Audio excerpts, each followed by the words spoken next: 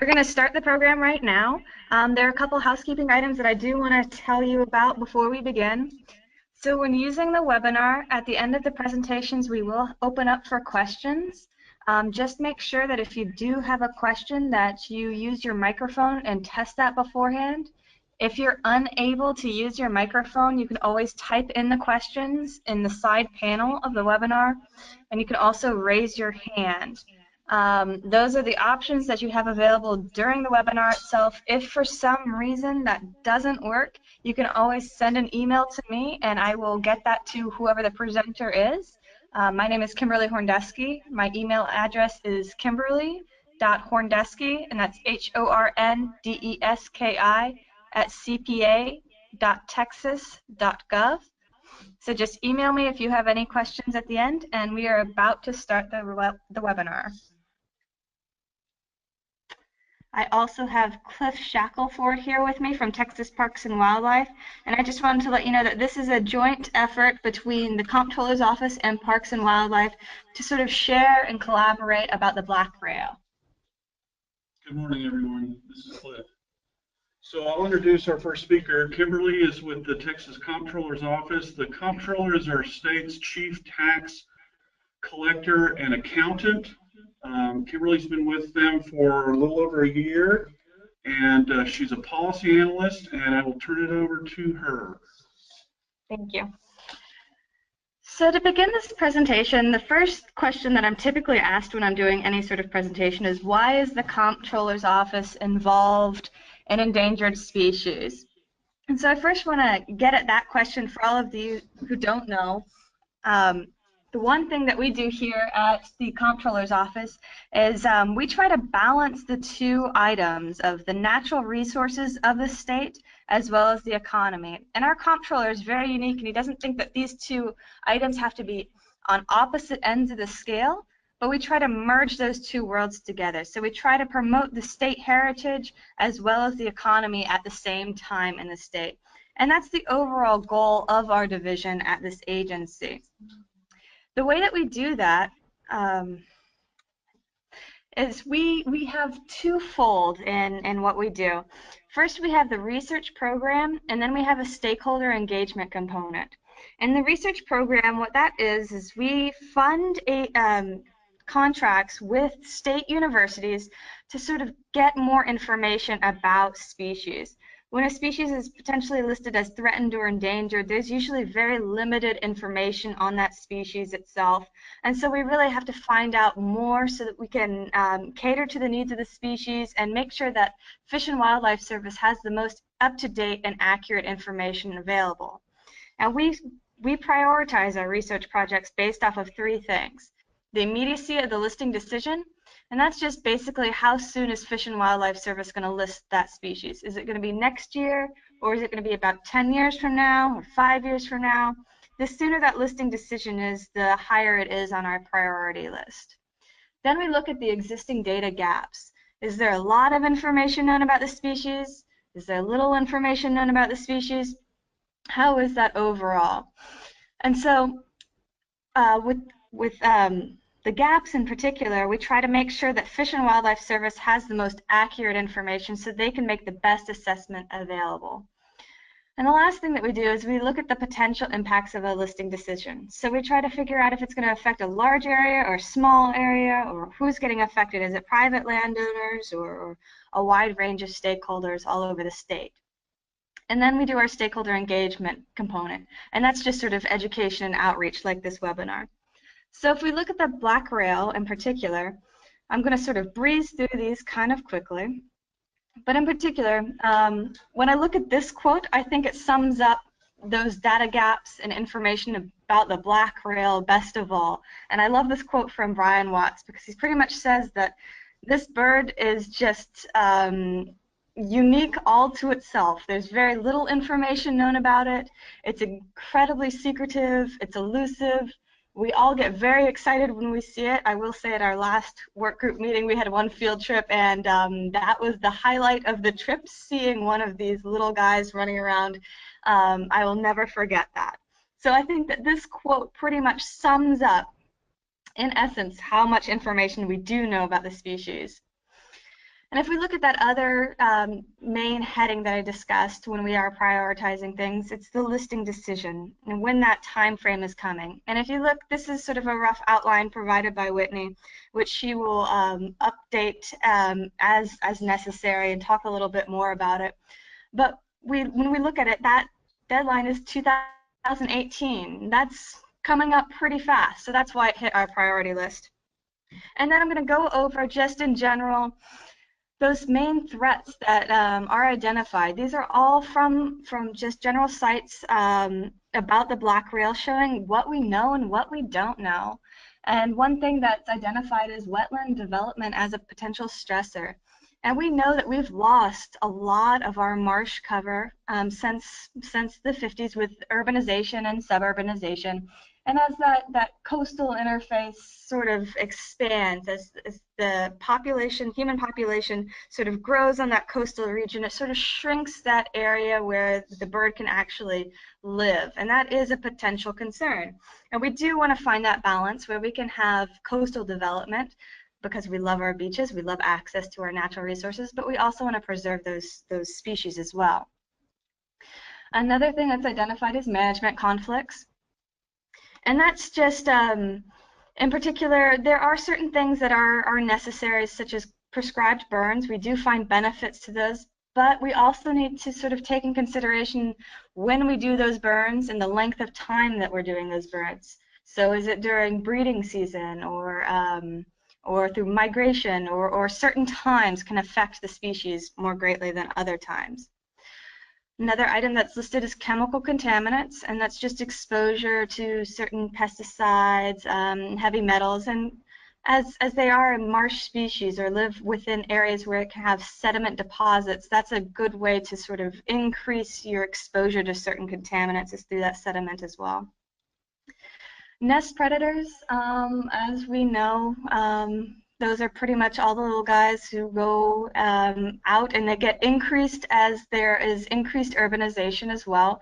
So you would have an increased level of cats or dogs or things like that for nest predators with increased development, especially in that one little area where they like to hang out, which is not quite too far into the water, but not too far on land. It's that perfect, sweet little spot. And then, of course, we have invasive species that cause that sort of monoculture that can really affect the coastal species as well. So it can affect black rails by just creating a monoculture. So that's an overview of pretty much the research for black rail and potential stressors, and the timeline why the Comptroller's Office got involved in this program in particular. And so just going back to our overall goal of that research and then the stakeholder engagement, we're trying to combine these two worlds. And so when we have all of that information about the black rail, the potential stressors, the listing decision, the potential impacts, because the species covers a huge span, and then we work on that stakeholder engagement component. And for that research component, we funded a research project with Texas State, and I'm going to let Amanda talk a bit more about that because she has the in-depth knowledge along those lines. But I just wanted to make a point out there that we did fund research through Texas State to get that additional information. And that's only one component of what the Comptroller's Office does. The second component is that stakeholder engagement component. And so I'm going to branch out into that stakeholder engagement component. So first thing that we did was we had the Black Rail Working Group in January, and I will say that was a great effort that was forged mostly by Cliff Shackelford. And if you've not had the privilege to work with him, I would highly recommend it. He will not only make you very excited about the work that you are doing, but he will definitely inspire you to continue to work into the future. And I will say that was an in-person meeting. We had about 5 different states and multiple agencies. Those aren't all of the agencies, but those are some of the highlighted ones. But we had a good group of people come down. And on that first night, we actually did a field trip and went out and saw the Black Rail. So I will say that that was a great collaborative effort and a great kickstart to our Texas Black Rail Working Group. And in that working group, we discussed research updates and coordinating efforts and sort of the group together as a whole. And some of those discussions that we had were about the use of eBird and should you mark where you find a species, how do we share that data? And this seems to be a huge debate, and it seems we're still working through data sharing overall, but it seems like we are working together. I will say that after this meeting, Cliff and I are going to get together and sort of consolidate our efforts so that we can get a good contact list together so you don't have to see multiple people have multiple listservs. We're going to try to coordinate that. So if you are interested, please do get in touch with one of us. And we're also going to reach out and sort of try to make what Cliff was mentioning was a Google Drive share, so we can get all of our research efforts together. So we're trying to move forward with that. I would say it's a slow effort, but we are getting there. And then the purpose of this overall work group is really just to share information. We really want to make sure that we have the ability to reach out to everyone that's interested and give them the updates that they need. So we need to update them on the listing status, about conservation activities, any stakeholders that are interested. We need to sort of consolidate all of our resources and reach out to each other in an effective manner. And in order to do that, first thing on Monday, what I'm going to do is throw 2 other people under the bus. Sorry to do that. My information is there. I'm with the Comptroller's office. Cliff's information is there, and Whitney's information, who is the lead for the SSA. It's great to have this information. Cliff works in Texas, so if you have Texas questions or issues, he is more than capable. I work out of Texas, but I do spread through the entire range, and Whitney does as well. So if you need to reach out to anyone, I highly recommend writing down our information. We are more than happy to help, and sorry to you guys for throwing you under the bus. So moving into the future, what we're going to do here, what I'm going to do is last year we created a annual newsletter. I'm going to do that again. If you guys have any information that you want shared with the work group, if you can, not by this Friday, but next Friday, I know that the holidays are coming up, but if you could share information with me by that date, it would be great. This isn't exactly the best format for academic papers, but if you have a short summary and where you can access that information, I would be more than happy to put that into our newsletter. Each of the presenters is going to give me a small summary, and those will be in the newsletter. And I kind of already mentioned the consolidation of the contact lists and all of that fun stuff, but if you do want your information, such as contacts or your agency, please let me know, and I will also put that into the newsletter. Another thing that we're thinking about changing potentially is changing from the Texas Black Rail Working Group to maybe do something a little bit more general and just black rails in general, because we don't want this to be exclusive to Texas. We want this to be range-wide, considering the species does not focus in on certain jurisdictional bounds that we have predetermined by political means. So we're hoping to sort of expand this out as much as we can so we can share information. And you'll see that through a lot of our presenters today. We also are going to have future webinars. It is quite difficult to get everyone together in the same state, same city, same building, especially with funding. That can be quite a challenge, but that doesn't need to stop us from getting together and sharing information. So hopefully we'll have another webinar right before the listing decision or right after the listing decision so we can have steps moving forward. If you are interested in other work done by the Comptroller's office, I always put this slide up, and it just sort of shows you all the different species that we're working with, or picture-wise it does not, but content-wise it shows you all the different species that we're working with. If you have anybody else in your areas that are working on species that are listed here, please do let me know. I'd be more than happy to give them additional information on whatever species they are interested in as well. And that concludes my presentation today.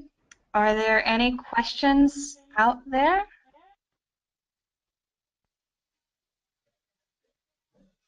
We'll hold for about well, a couple minutes if there aren't any any questions.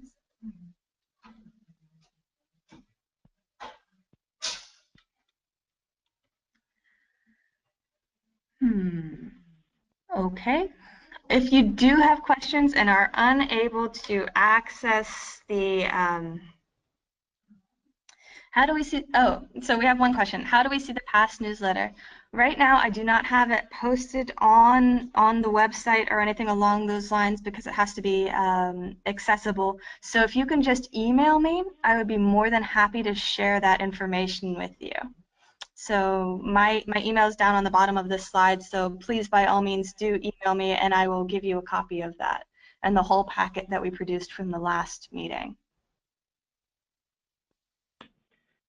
Hey Kimberly, this is Whitney. I have a question. Of course. Yeah, so if you can just, so once the species is actually listed, in the comptroller's office, like, so would you yourself just stick with kind of like the black rail lead within the comptroller's office and then kind of take it under your wing for as long as you're there? How does it kind of work in your office for, I think, moving things forward after a listing decision? Great question. So I would stay with it for as long as I could, to be quite honest. But in reality, what will happen is if we have a contract going, we stick with that species to the end of the contract, and we currently do, which extends past that. So what will happen is even if the species gets listed, if there's a need and an interest in additional research, we can contract out with additional state agencies, state universities, to get another contract out.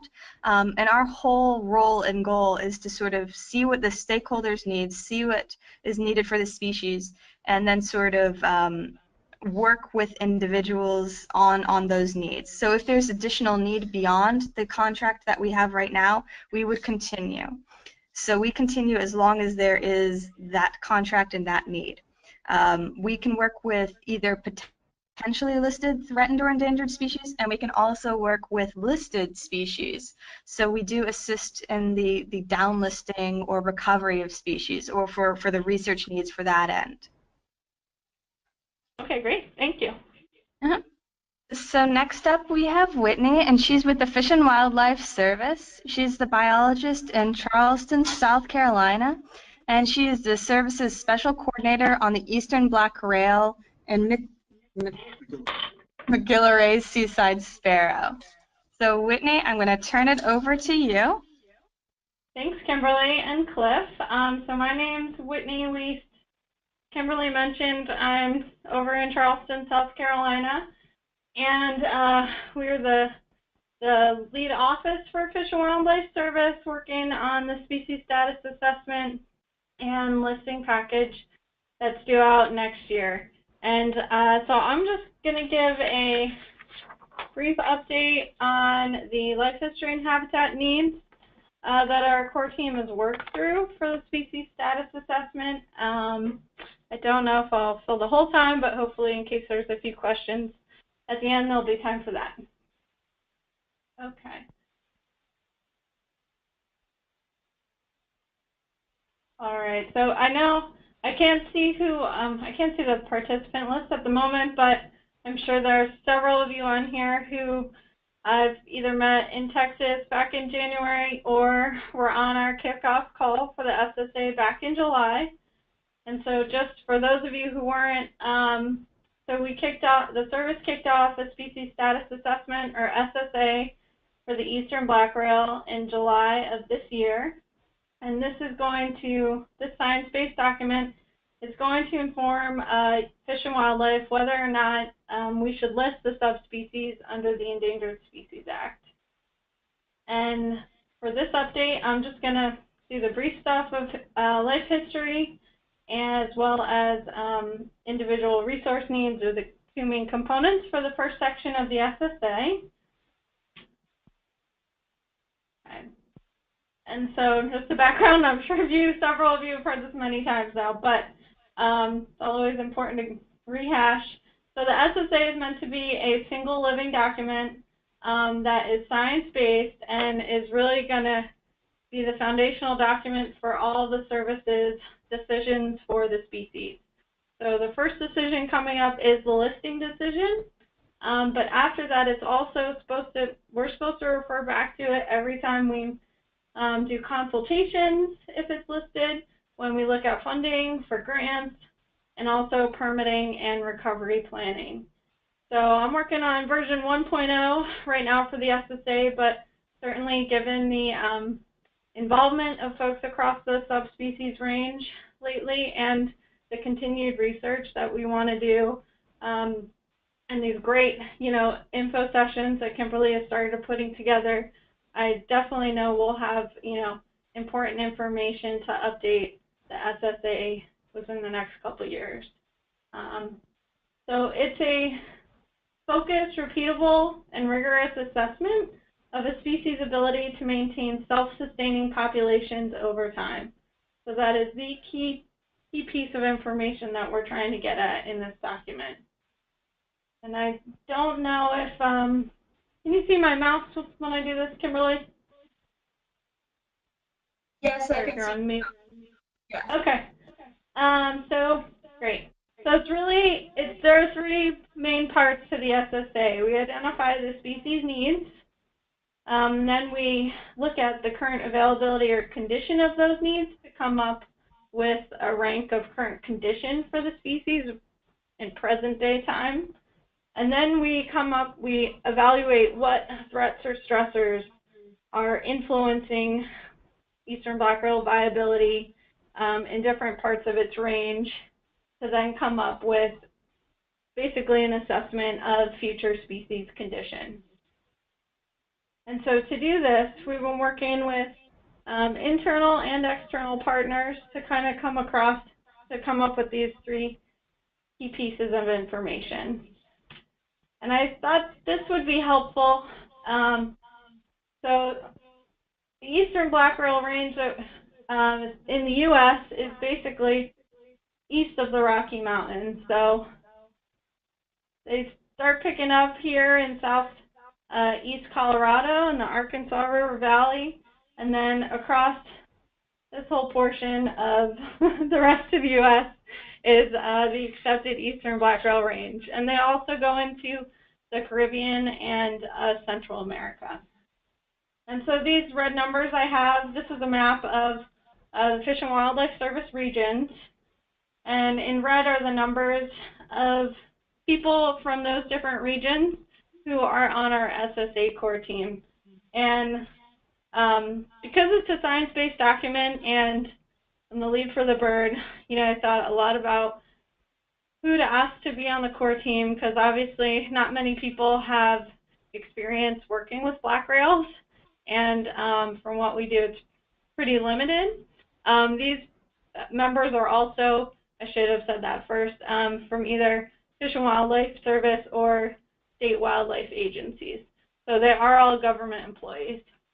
And the reason we have so many here in Region 4 is because we're the lead region, so we have a couple extra folks who will be helping with outreach, like GIS and some extra support capacities there. So if you're wondering why we're so heavy, that is the reason. And then, as Kimberly mentioned, here I am down in Charleston, South Carolina. And because this bird has such a wide range in the country, we also have a project manager on our team from service headquarters. Her name's Caitlin Snyder, and I have her email address up on the last slide along with mine. She's our lead project manager for the SSA. And then I have an assistant project manager here for my region in Region 4, Nicole Rankin. So if any of you have received emails from our Black Rail email account, you see our three names on the bottom of those emails.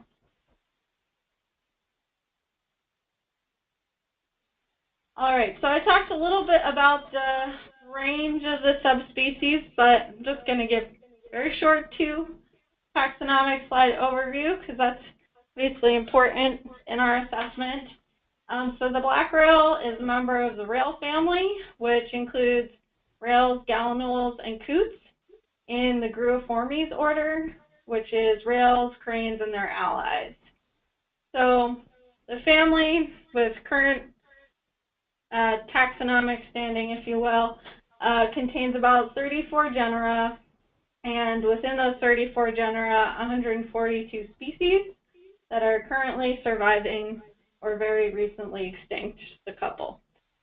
The genera for black rail is Lateralis, which contains roughly 9 species, of which the black rail and Galapagos rail form a superspecies, meaning that they have only very recently diverged in evolutionary time. And then last but not least, eastern black rail is one of 5 normally recognized subspecies of black rail that occurs in the U.S., including Central America, so in North America, along with the eastern black rail, which is Lateralis jamicensis coterniculus. And I mentioned that, and I keep referring to subspecies, when we talk about the SSA, we're just looking at the eastern black rail, because that was what we were petitioned to look at for the Endangered Species Act. So if anyone's wondering why we're not looking at the California birds as well, that is the reason, because when the service was petitioned in 2010 by the Center for Biological Diversity to assess the species for the ESA, they just wanted us to look at the eastern subspecies. Then last but not least, the South American subspecies, Turosi, is sometimes treated as a separate species. And actually in 2012, the service, the Foreign Office and headquarters listed this subspecies in South America as endangered, but they did so as a full species. So the black rail was first discovered in Jamaica back in the late or mid-1700s, and it was formally classified in 1789 by Gemlin. Then there was a real lack of information in the literature until Audubon announced the species as a bird of the U.S. in 1838. And this was based on specimens that were sent to him by Titian Peale, who had a doctor collect an adult male and 4 young birds on his farm outside Philadelphia.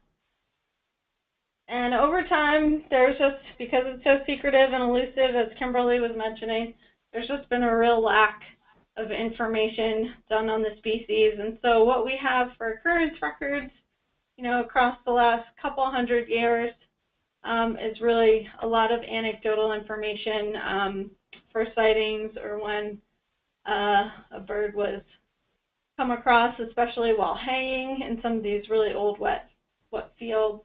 So it's where a lot of our information historically has come from.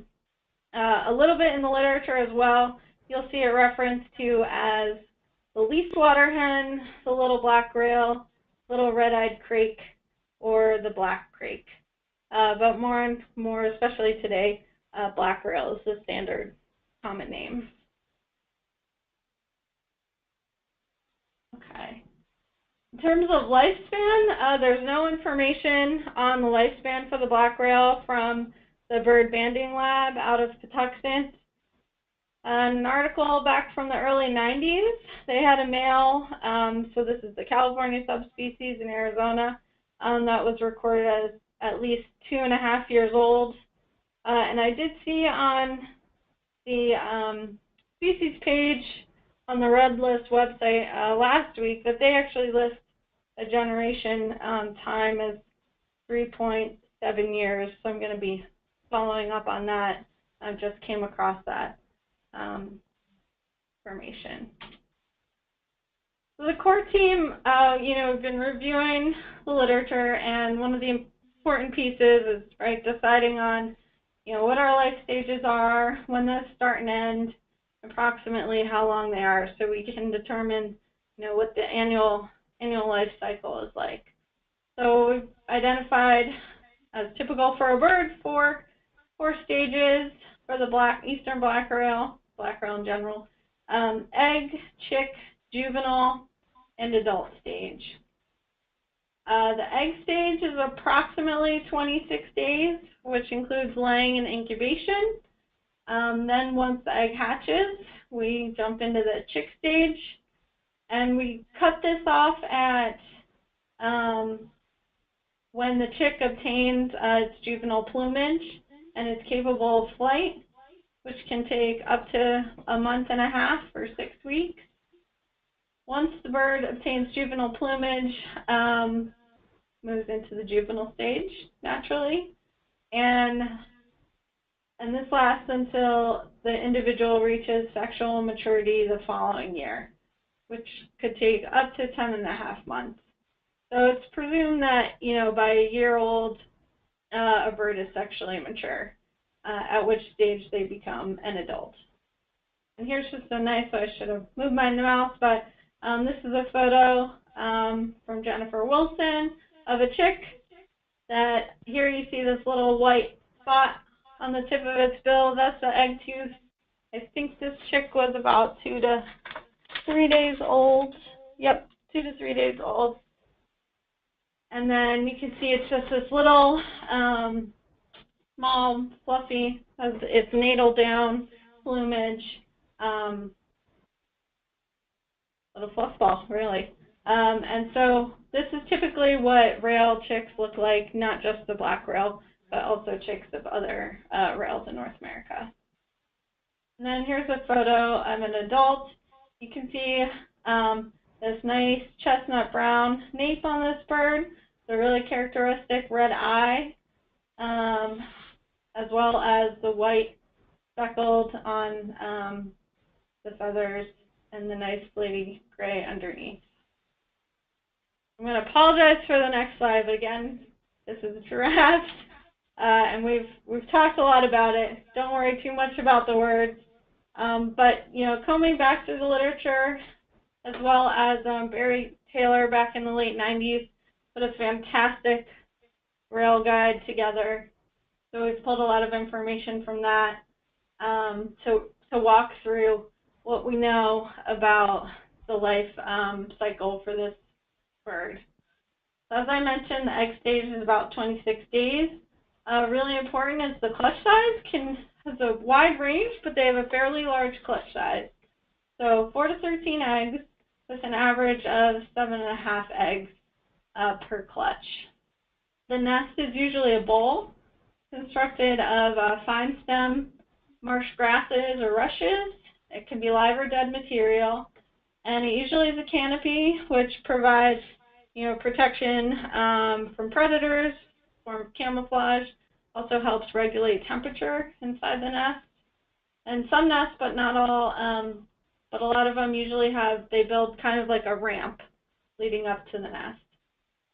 And it's very well hidden, usually in a dense clump of vegetation over moist soil or shallow water, as you note there. We've been working on timeline, and you'll see some timelines in the next slide, but we think peak laying and incubation is from May to maybe early August. And we've been trying to, again, we're working across the range. Things might be a little bit different in New Jersey to Florida to Kansas to Texas, but we're trying to get a general picture for our purposes. Then we move into the chick stage. The chicks remain in the nest until all eggs hatch. We think they hatch synchronously, and they all leave the nest within 24 hours. So they're precocial. They're able to take care of themselves, but usually the parents feed them for the first few days, and they typically, we think, stay in the territory of the parents and will return to the nest site to roost at night. Okay, and then our cutoff was obtaining juvenile plumage. So the juveniles obtain that about 3 months of age. And if anyone knows about something we've kind of been trying to look for is when the juveniles disperse, what specific examples of kind of the VNA account mentions unique habitats that the juveniles can pop up in as they're dispersing. So if anyone's on the line and has sort of anecdotal information about that, I'd be interested in hearing about it. And this is one reason why we think that they're pretty good at quickly colonizing new habitats when there are appropriate kind of ephemeral wetland habitats out there. Okay. Then once they reach sexual maturity, become an adult, they're monogamous and presumably breed each year once they're mature. Here's some examples of nesting territory size. A couple of these are draft, but in Maryland, back in the 60s, there was a dissertation done. He was just doing coarse estimates, but roughly estimated 3 to 4 hectares for a nesting territory. Mike Legary's work in Florida estimated 1.3 for male hectares and 1.6 for female hectares. And then Amanda shared a rough draft estimate with me of 0.88 hectares in Texas, but she might be getting more into that, so in her talk, which comes after me. And then, of course, we have, they're partially migratory. Let's thaw in springtime. The birds that do migrate will migrate between mid-May to mid-March to early May, excuse me. And then fall migration from early September to early November, with a peak between mid-September to mid-October. And this is kind of just similar information, but a useful table for us. We've tried to plot out the months and the life stages and what key activity was going on when. And we've done our best to identify when the lighter shading is thought to be an off-peak time for that activity during that stage.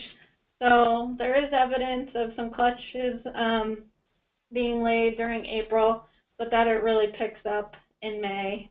And then just the next steps I've walked through, the parental care for chicks. They're molting, so of course they're not molting for 4 months in a row, but because the laying and incubation season is so long, you could have chicks during all these time steps in the months. Juveniles, I would say, is right now where we feel like we're lacking the most information. Of course, all of it is just from a couple studies, but I would say, as I mentioned, for juveniles dispersal, kind of wondering when and how old they are, when they typically take that on, and also more information is needed about their molt within that stage.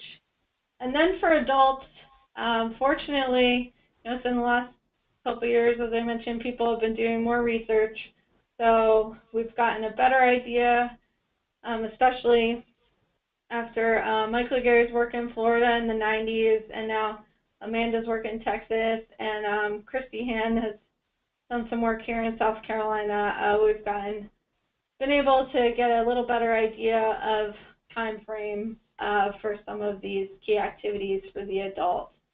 One thing I just want to highlight, it's really important for these birds, is that after the adults have brooded their chicks and towards the end of the breeding season, they go through a post-breeding molt starting maybe around late July, August, and during that time, it's about 2 to 3 weeks, we think, the birds are completely flightless. So, probably one of the most vulnerable times for a black rail adult is that period at the end of the breeding season when they don't have any of their flight feathers and can't really go anywhere. So, and that, obviously coincides with hurricane season here in August, September. So hurricanes are a big stressor during that time, as well as people do late season burns or anything, if there happens to be a wildfire, just a really, really tough time for the adults. So Okay. Yeah, so that sums up the life stages. I guess it's a bit tough asking questions during the middle. Wish I could. I'm sorry if you have a question right now. But then we jumped into identifying the key habitat needs, and again, trying to make it specific enough for the birds that, you know, it's meaningful and it's a real required need for them to actually survive, but also making it general enough that it captures their needs across the range, the variety in habitats, whether they're in a tidal marsh in South Carolina or a, you know, inland brackish freshwater marsh, you know, in Kansas. So we've done our best, and we have certainly spent some time working through the text of this.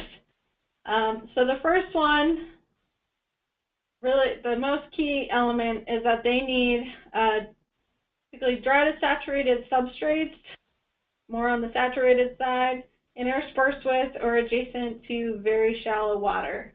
We have less than 7.62 centimeters, which equates to 3 inches in a paper from the interior. But even 3 inches is probably deep, too deep for these little guys. So under that, a couple centimeters is probably best. They need elevated areas to escape high water events. So especially, you know, when Texas had Hurricane Harvey, having slightly higher elevated areas of the marsh that didn't get fully inundated, where these individuals can escape to until the flooding subsides. They need dense vegetative cover. So again, this is an example picture from the Texas coast of salty prairie. So they need this dense cover to protect them from aerial predators, but they also need to be able to move underneath the canopy. And it's thought maybe they use mice or marsh rice rats here in the southeast, like marsh rabbit trails within the marsh to be able to move around. And generally, the vegetation is fine stem plants, so rushes, grasses, or sedges, where really the structure is the most important thing, not so much the actual specific plant species. And vegetation height, generally less than 1 meter tall. I put an asterisk there just because they do occur in some cattail marshes, but usually the cattails are interspersed with shorter stature vegetation that does still allow movement and provide cover at the same time. In terms of key food resources, they're sort of a generalist in this category. They eat small aquatic and terrestrial invertebrates, as well as seeds. So more of a generalist in terms of food palette, but we do believe that they need a high volume of these. So if the marsh is, you know, too dry and there's not enough mosquito larvae, they eat mosquito larvae, and it's too dry for them, you know, that will affect their prey base. The water level is important for maintaining the food resources as well. And then specific to the nesting season, they really need the water level to be below the nest site. Like with some sparrows that nest in the salt marsh, the eggs can take some inundation, but they can't be cold for too long. And of course, once they float out of the nest, the adult doesn't have any way to get the eggs back in the nest. So that is a key habitat need. So the next step after we identify these generally was to just relate that back, of course, to our 4 life stages. Again, for the egg and for these categories, we, you know, started adding in the key parent components as well. So for the eggs, obviously you need healthy parents for laying and incubation. The eggs need a nest that have good cover, they're in the appropriate habitat, and as I just mentioned, the water level below the nest site to prevent flooding and nest failure. And then once they're hatched, the chicks continue to need the parents for brood rearing for several days. And even in the juvenile stage, seems like they do make contact calls with the parents, and the parents do know that the juveniles are generally in the area, at least in the beginning part of that stage. And for the chick, and these will be the same on the next slide, so I won't linger on the next slide, but again, just those key components I mentioned with moist substrates adjacent to very shallow water for foraging, and then the vegetative cover, so you can obviously see a pattern here in their resource needs, pretty similar across the life stages. Elevated refugia to escape high water, one of their key stressors, and then the feed resources.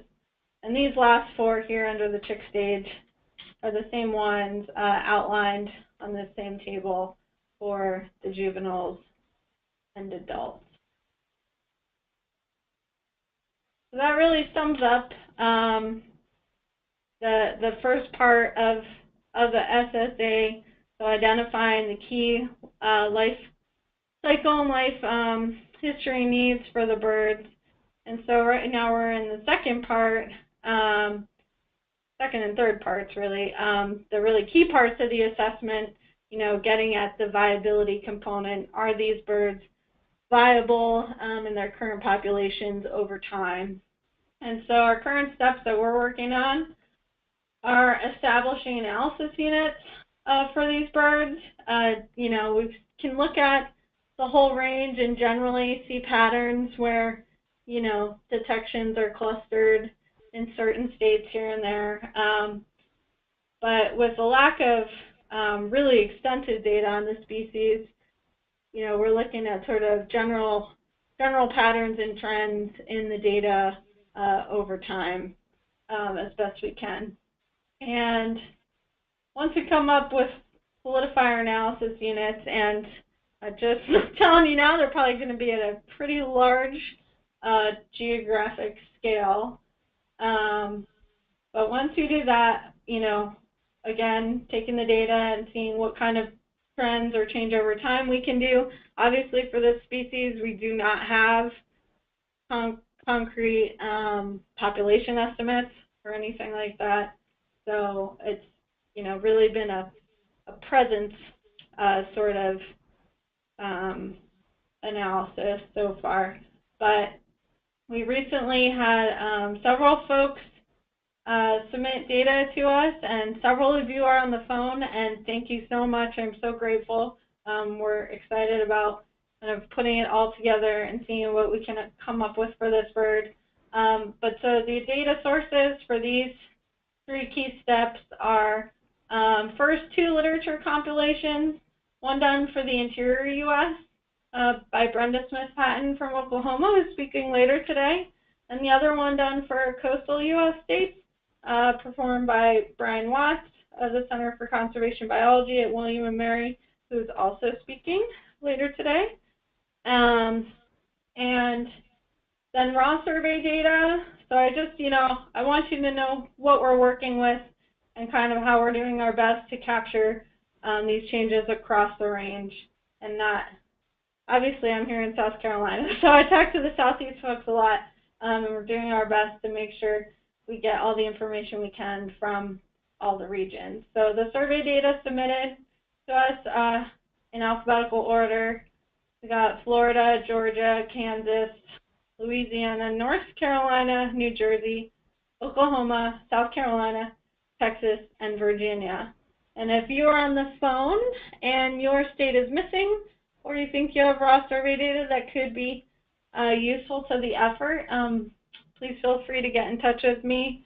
We're really getting moving on this. And if you think it would be good to put your data into this effort, please contact me right away. Thank you. And then last but not least, we have downloaded the latest batch from eBird. And so we're still kind of working out in what capacity to use this data. Brian Watts did filter it and include it in some of his coastal state information. And eBird is great for some things, but obviously not great for other things. It takes a long time to filter the data, but also you want to make sure, certainly for a species such as secretive and elusive as black rail, that you're using vetted records that have been approved by either the rare bird committee folks in each state or that appear to be from reliable sources.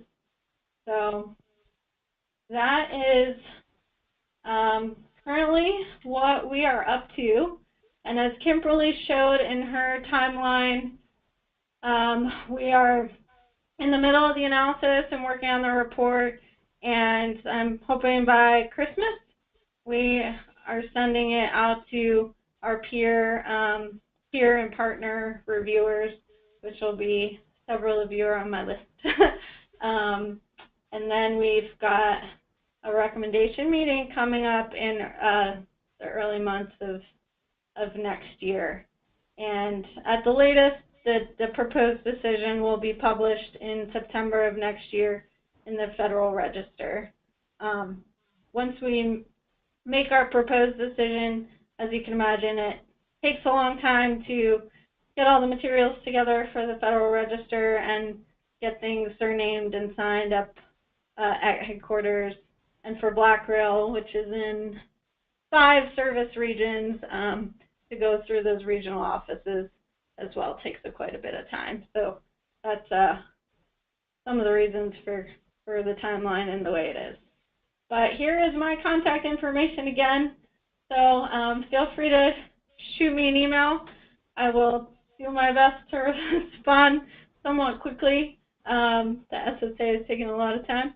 So, but you can always give me a call as well. And as I mentioned, Caitlin is our headquarters project manager, and Nicole is assistant manager from the Southeast region, Region 4.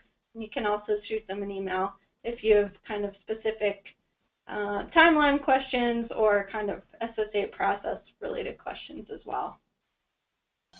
But up next we have Amanda Moore. She's at Texas State. Amanda spent most of her years in Illinois and then moved to Texas in 2001. We won't hold that against her, of course, here in Texas. And after she obtained her master's degree in wildlife ecology from Texas State in 2014, she began to work on the Texas Black Rail Project. So Amanda, take it away for us. Okay, so as Kimberly mentioned, I am a student at Texas State University, and my advisors are Butch Weckerly and Clay Green. And I'm just going to talk a little bit about a portion of what I've been working on for the past few years with this project funded by the Comptroller. So the first Black Rail record for the state of Texas came from a pretty famous horticulturalist and ornithologist way back in 1879. And it took 35 years for a second state record, and then another almost 70 years for the species to be listed as a bird of Texas by the ALU, and that was 1983. And currently the birds are considered a rare migrant in the eastern third of Texas and rare to locally uncommon residents on the upper and central coasts. However, there are numerous records from the Texas Panhandle region as well as the lower coast. So this kind of suggests the exact distribution in Texas of black rails is a little bit unclear. So nearly all populations of eastern black rails are thought to have declined pretty dramatically during the past century, with most catastrophic decline occurring in the northern range limit. This is some of the work that Brian Watts has been sharing with us, and I'm sure he'll talk more about that. So they are currently listed as endangered in 6 states and as near threatened by the IUCN. And as we all know, they're listed, they're a candidate species for federal listing under the ESA. So even though black rails were documented in Texas nearly 140 years ago, the population here has barely been studied. And so my overarching research objective is to obtain some baseline data for the species in the state and determine their status and distribution along the coast in Texas. So it's possible that these guys are endangered, And Texas is a pretty large piece of the puzzle in terms of their conservation. So I'm going to talk about two ongoing studies that I'm working on, black rail home range and interspecific abundance relationships in the context of fire. And so I'll talk about the preliminary results from each of these studies because I am currently in between field seasons, and part 2 of both of these will begin in January. So for the home range study, my objectives are to determine the average home range size of black rails in Texas and examine habitat selection within the home ranges. So there are numerous home range estimators out there, but two of the most commonly used are minimum convex polygons and kernel density estimation. MCP is the simplest estimator. It calculates a convex polygon for all or just a certain percentage of relocation data that's closest to the center of the cluster of all the relocations. And the results are polygons that you can use to calculate area and view in relation to land cover types.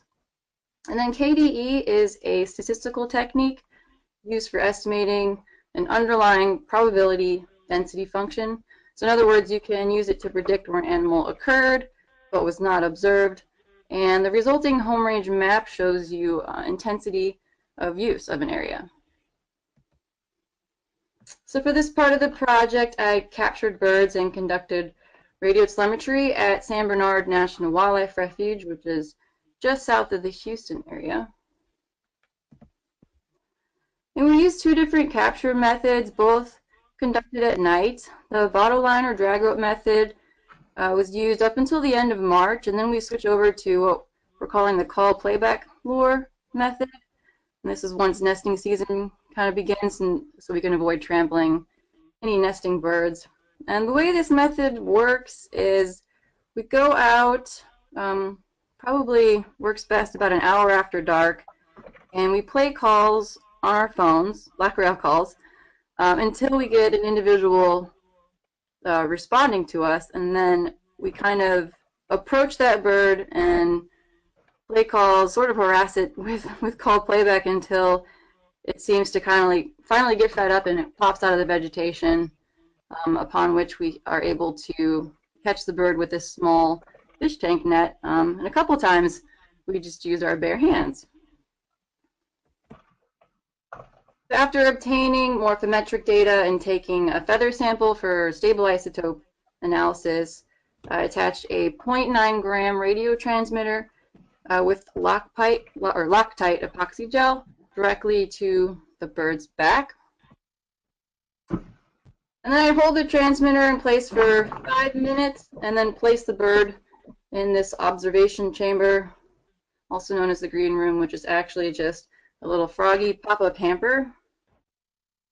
And then after another 5 minutes, I'd scoop the bird back up and check to make sure the glue didn't stick to the wings, or make sure everything looks good with the transmitter, and then release the bird. And then relocating begins the next day. So when tracking the birds, we first started using the homing method, but realized we were trampling the vegetation a little bit too much, and so we quickly switched to triangulation. And birds are tracked up to 4 times a day at varying times of the day in order to cover the entire daily activity period. And all of our locations were obtained at least an hour apart from one another to try to mitigate temporal autocorrelation. So year 1 results, excuse me, we captured 9 birds from February to May, but I only analyzed home range for birds with at least 10 relocations, so that made 7. And so the average 95% MCP home range came out to be about 0.67 hectares. And then for comparison, the only other home range study on eastern black rails that was conducted in Florida found that males used about twice that size. I only tracked 1 female, so I didn't split the males and females apart, but if I did remove the female, her data from the estimate, it only changed slightly. And I also pulled in a land cover classification map for the Texas Gulf Coast, and then I clipped the polygons by that layer to determine how much area fell into each land cover type. And so the majority of the home ranges were in the coastal salt and brackish high tidal marsh. And I'll talk a little bit more about that in a minute. For the KDE analysis, I use an adaptive smoothing method, and I use least squares cross-validation to estimate bandwidth. And the home range estimate was 1.02 hectares. And I have nothing to compare this to because the other study didn't do a KDE. So back to that land cover type map. This was a map that is part of the Ecological Map Systems of Texas. Hi, this is Kimberly. I just keep calling. And it has a 10 meters. Sorry, I'm trying to get Brian Watts on at the same time because he's up next, so I'm multitasking. Kimberly, I can hear you. Just so you know. And so this map breaks up the coast into 9 ecological subregions that you can see here. The birds I captured were all in the mid-coast and barrier islands coastal marsh subregion. And then the systems are further subdivided into a couple hundred land cover types, vegetation, structure, and composition types. And so according to this map, the 3 vegetation categories found in Black Rail home ranges were all within the coastal salt and brackish tidal marsh. And all 3 can be found all along the coast to varying degrees. And then you can see I calculated the area, the total area for each. And the largest amount of Black Rail home range area was in the high tidal marsh, which is described as irregularly flooded marsh dominated by graminoids such as Spartina patens, Distichylus, and bulrush species. And I would say that sounds pretty close to what the habitat was actually like if you add Spartina spartanae to that list. And then the low tidal marsh was the second highest area in the home ranges, and it's described as being often dominated by Spartina alterniflora and frequently inundated by tides. However, I find that somewhat questionable because that plant species is not one that I would associate with Black Rail locations, nor would I associate frequent tidal inundation with Black Rails at these sites. But then a little bit of the high tidal shrub wetland fell into some of the home ranges, and it's described as being possibly dominated by species such as Iva fructescens or eastern baccharis, 2 species I would associate with Black Rail habitats. So all that was just for 7 birds at one refuge. Looking at a broader scale, in the spring of 2015 and 2016, we conducted called playback surveys at 6 sites along the Texas coast, from Anahuac down to Powderhorn Ranch. And so using that same land cover classification layer, I created 100-meter buffers around the 113 survey points where we detected Black Rails, and then I summed up the area of land cover types within those buffers. And 36% of the land cover within the buffers was categorized as salty prairie. And there's a long description of that system in which that land cover lies, but to paraphrase a part of it that I think definitely applies to Black Rails in Texas, sites may be nearly monotypic stands of Spartina spartanae and lacking significant shrub cover.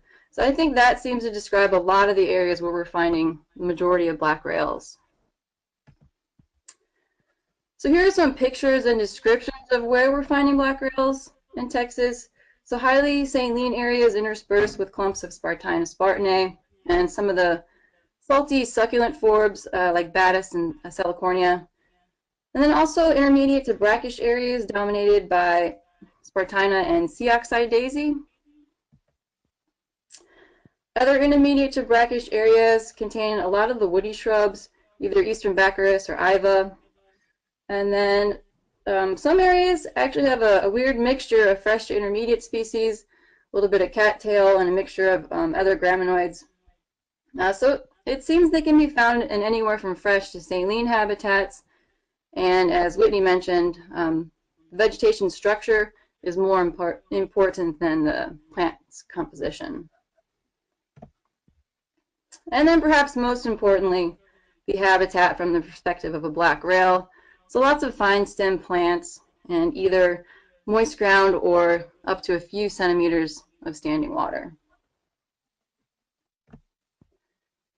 So on to the second study. My objectives for this part of the study are to obtain and compare winter abundances of black rails and yellow rails and look at burn regime selection between the two species and compare habitat structure in different habitat plots with different burn regimes. So fire is an essential part of Gulf Coast marsh ecology, and many coastal marshes are managed through a combination of fall or winter burning, herbicide application, and structural marsh management like water control mechanisms.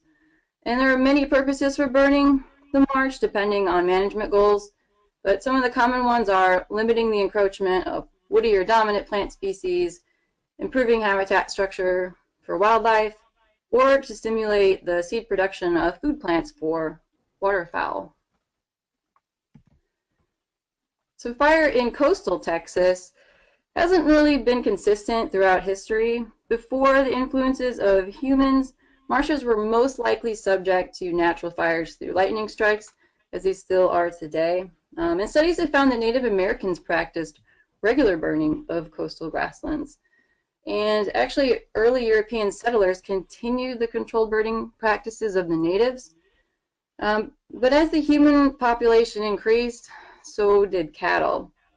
And so it was really around the 1830s that the native landscape in Texas began to change due to cattle grazing and fire suppression. But the U.S. Fish and Wildlife Service brought fire back in the 1930s, and that was initially for waterfowl management. So a couple of studies have looked at the effects of fire on rails. Eastern black rails in Kansas seem to prefer areas that were recently burned as long as cattle grazing and haying didn't occur at the same time. And a study on California black rails found no difference in detection probability or abundance between burned and unburned areas. And then there have been numerous studies that looked at the effects of fire on yellow rails, with the consensus there seeming to be that they prefer areas that were recently burned over those that were not. However, since vegetation growth rates can show different trends due to environmental variation, burn regimes designed for a species in one region may not really be appropriate in another region. So the yellow rail is often thought of as the second most secretive bird in North America. It's a little bit larger than the black rail with its lower limit of measurements closer to the upper limits of the black rails. And this species consumes the same food items as the black rail and also behaves in a similar manner, moving around pretty much exclusively on the ground under dense vegetation and rarely flushing or flying.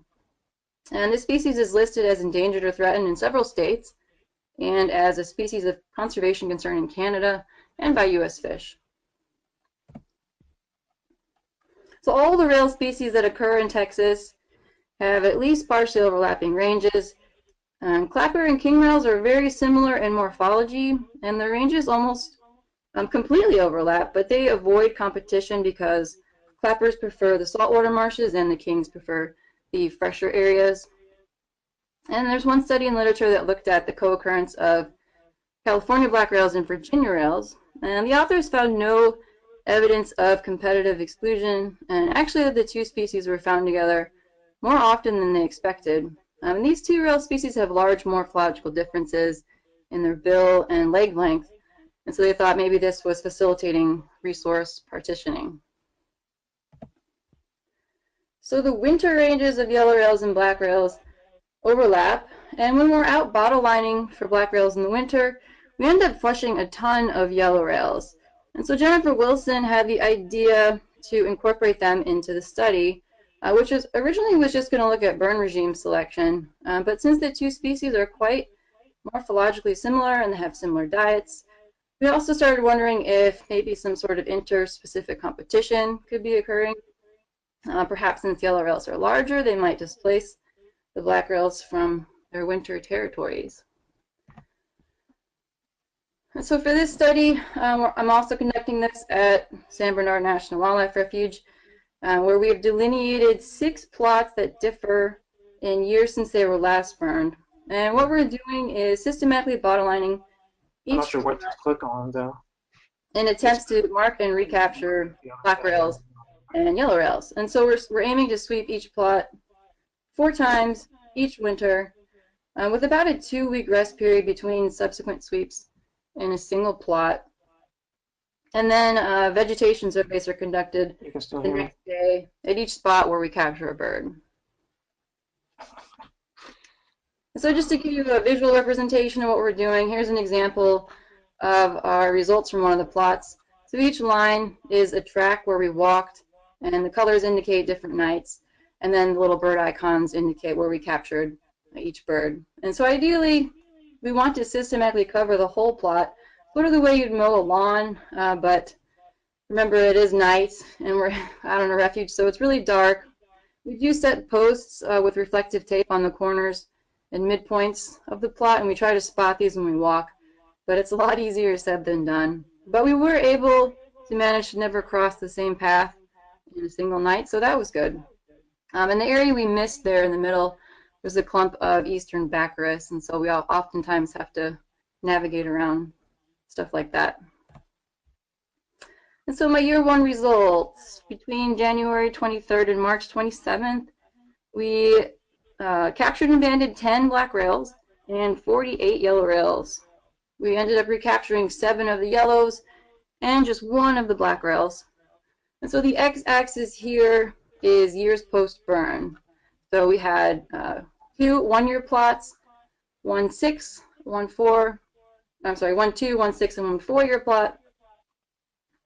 Or you know what I mean, 2 4 and 6, sorry. And then there's a plot that the refuge had never burned, but acquired about 7 years ago, so we call it the 7-year plus plot.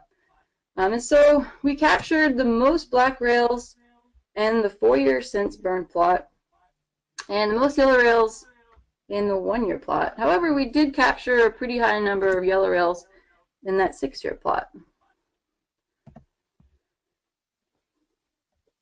And then for the vegetation analysis, so Gulf cordgrass or Spartina spartanae was the dominant plant species in each of the plots. Sea oxide daisy was the second dominant in 3 plots. Eastern baccharis and Spartina patens was the second dominant in 1 plot apiece. And then that 7-year plot was the oddball with a crazy mix of grasses and forbs. So overhead cover, which we rated with cover categories of from 1 to 10, was actually similar across plots. So it was somewhere between a 9 and a 10, which was 75 or 100% cover. And this is just looking straight down. And we also use a Robel pole, which is a visual obstruction measurement that can be used to evaluate the height and density of the vegetation in an area. And so you'll notice how the density and height do not necessarily increase in a linear fashion with the increase in the years post-burn. So the 2-year plot is actually denser than the 4, 6, and 7. And so maybe the differences in vegetation density can provide an explanation to the differences in abundance. If you remember, that's where we caught the black rails and yellow rails. So, but this is all to be continued. Those are just preliminary results since I have 1 field season to go. And also of interest, since the last field season, Hurricane and Tropical Storm Harvey hit the coast, and there was a wildfire just a few weeks ago that consumed 2 of my burn plots. They happen to be the 2 oldest or with the greatest amount of time since they were last burned plots. So it'll be interesting to see what happens this year. And I would like to thank my advisors and my committee members, and also the comptroller for funding this. And Jennifer Wilson and Woody Woodrow, if it wasn't for the 2 of them, I feel like I never would have even seen a black rail in my whole life. They're amazing. And of course, a million field techs that helped out. And that's all I've got. Hey, Amanda, this is Whitney. I forget, are you doing the transmitters again this winter, or is that portion complete? Yeah, we're doing it again. We'll start. I'll move back into the bunkhouse on January 15th or so. Mm-hmm. Got it. Do you feel like you kind of got your method solidified towards the end? I think so. You know, the capturing with the call playback lure is a little difficult. It's kind of hit or miss. But, you know, they're like a box of chocolate. I'm Yeah. constantly reminding myself that. Uh-huh. Black Rose is a box of chocolate. Mm-hmm. And for that wildfire, was that at the refuge? Yeah, it was. Kindergarten? It reached the place where we captured the black rails during the field trip last year. Oh, it went through there. Yeah, I went to Sargent the exact places where Oh, we wow. caught black rails. Wow. Yeah. Okay. Well, we'll see what happens. Actually, that's where it kind of ended, so I think it was not as intense there from the pictures Jennifer Wilson sent me. It started further north and then moved down south to where we all caught the rails last year, so Got it. we'll see. Mm-hmm. Okay, this is Cliff again. Amanda, we've got a question from Mark Woodry from Mississippi. How do the vegetation types from your Texas data compare to CCAP and NWI data? I don't know what CCAP is. So the NOAA Coastal Change Analysis Program data set. Oh, I'm not sure. Yeah. Okay, so the answer is look it up. unsure. Yeah. Okay. Kashi Davis asks, who do you purchase transmitters from? It's the place in Canada. What are they called? Clay, help me out here. He's the one who does the ordering. Actually, I can pull up the email. Hollow Hill? Not Hollow Hill. Yeah, I think it is Hollow Hill. Yeah, Okay. Hollow Hill in Canada. Amy Schwartzer asks, are there any surveys planned for the southern Gulf Coast and Texas Panhandle? Not that I'm aware of. Not that we're going to be conducting. I know there's been talk about the southern portion. I don't think anybody's talked about the Panhandle, but I find that area really interesting just because there are a lot of records from the area throughout the years. Yep. Okay, I think we're ready to get on with our next presentation. Thank you, Amanda. Thank you, guys. So our next presenter is Brian Watts. He is the Mitchell and Bard Professor at the Conservation Biology at the College of William and Mary. He's the director of the Center for Conservation Biology, a bird research unit shared by the College of William and Mary and the Virginia Commonwealth University. I don't think that he really needs an introduction. He is the guru of all birds, but here he is to take it away. Brian, are you there? Thanks a lot to Kimberly and Cliff for putting this together and having me. What I thought I would do is give a real brief overview, maybe 10 minutes of an extension of some of the distribution information into what we're referring to as the Midwest Great Plains. You can change it now, Kimberly.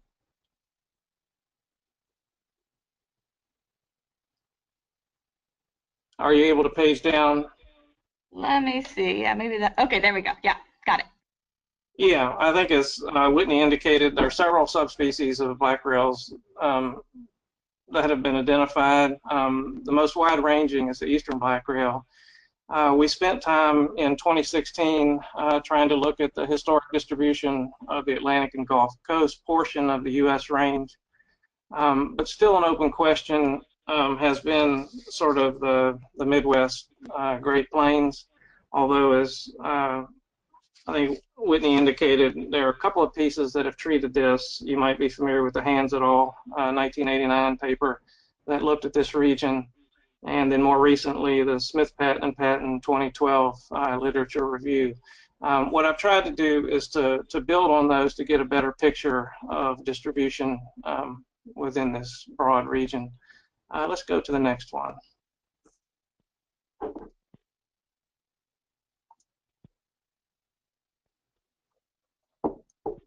Yeah, and using the same general approach that was used for the coastal portion of the range, what was done was to try to sweep through the literature.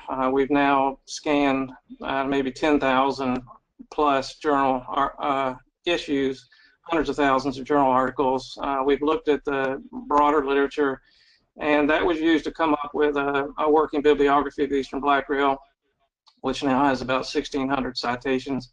That was distributed to the group in August. About 265 of those in the second edition were from this region targeted. Let's go to the next one. And so the working bibliography, along with these other data sources, eBird, museum specimen, targeted surveys, unpublished reports, etc., were used to populate an occurrence database, and there were several fields in the database. What the observation was, habitat if available, citation, etc. It was decided early on in 2016 that the spatial unit for this occurrence database would be the county, and the reason that that was done was because virtually all the records, even going back to the beginning, indicate county. When possible, property was also indicated here if there was a named property. Many of the recent records also have coordinates for the records through eBird. If those coordinates were available, they were also put in the database. And so currently the occurrence database has over 2,300 occurrences. 345 of those are specific to this Midwest Great Plains region. Let's go to the next one. And so I've been particularly interested in the breeding range of Eastern Black Rails. And so we needed to have a filter to try to designate which of these occurrences were likely breeding occurrences. And so this was started in early 2016, but I have continued since then over the past year to try to locate confirmed breeding records. I now have about 170 breeding records, and those include both egg records and also brood records, and you can see those two here. As Whitney was indicating earlier, the peak clutch period, when you look across all the data, is the third week of June. A couple of comments about this distribution of breeding. I have looked within this distribution for latitudinal variation. The problem is that most of these records come from a couple of locales. The concentration, I think as all of you know, is New Jersey, where there was a lot of historic collecting. There's also a concentration in Florida. And the confounding factor is that many of these are likely replacement clutches. And so although the earliest breeding along the Atlantic coast is in Florida, have not been able to pull out clear latitudinal variation due to these confounding problems. Another interesting thing is a fairly small number of these, at least that I have had access to, are in the Midwest Great Plains region. You can see down there only 19 of the overall records. An interesting thing is, though, that, as many of you probably know, the California Black Rail breeds considerably earlier than the Eastern Black Rail, at least as far as we know, by 3 to 4 weeks earlier. These records that are from the Midwest Great Plains are somewhere in between those two periods. So they do seem like they're trending earlier than the coastal ones.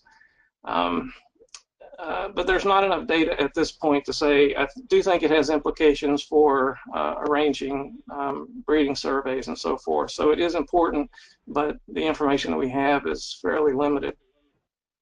The other thing that was done was to search the literature for what I'm referring to as presumed migrants. These are birds that were killed by lighthouses or radio towers or window kills, birds that appeared to be in migration. You can see those in blue here.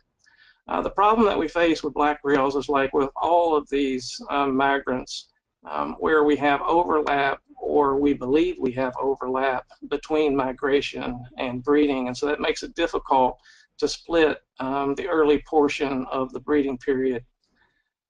There's much less overlap, though, as you can see on the back end of this, between breeding records and the fall presumed migrants. What I have done to interpret the occurrence data is to split into 3 different categories. The first category is confirmed breeding, and that's if we had evidence of eggs or young. And the second is what I'm referring to as possible breeding. And you can see I have split early April through mid-May into this period, so a 6-week period. The presumption here is this is dominated by migrants. And then I have indicated from mid-May through August that these are probable breeders.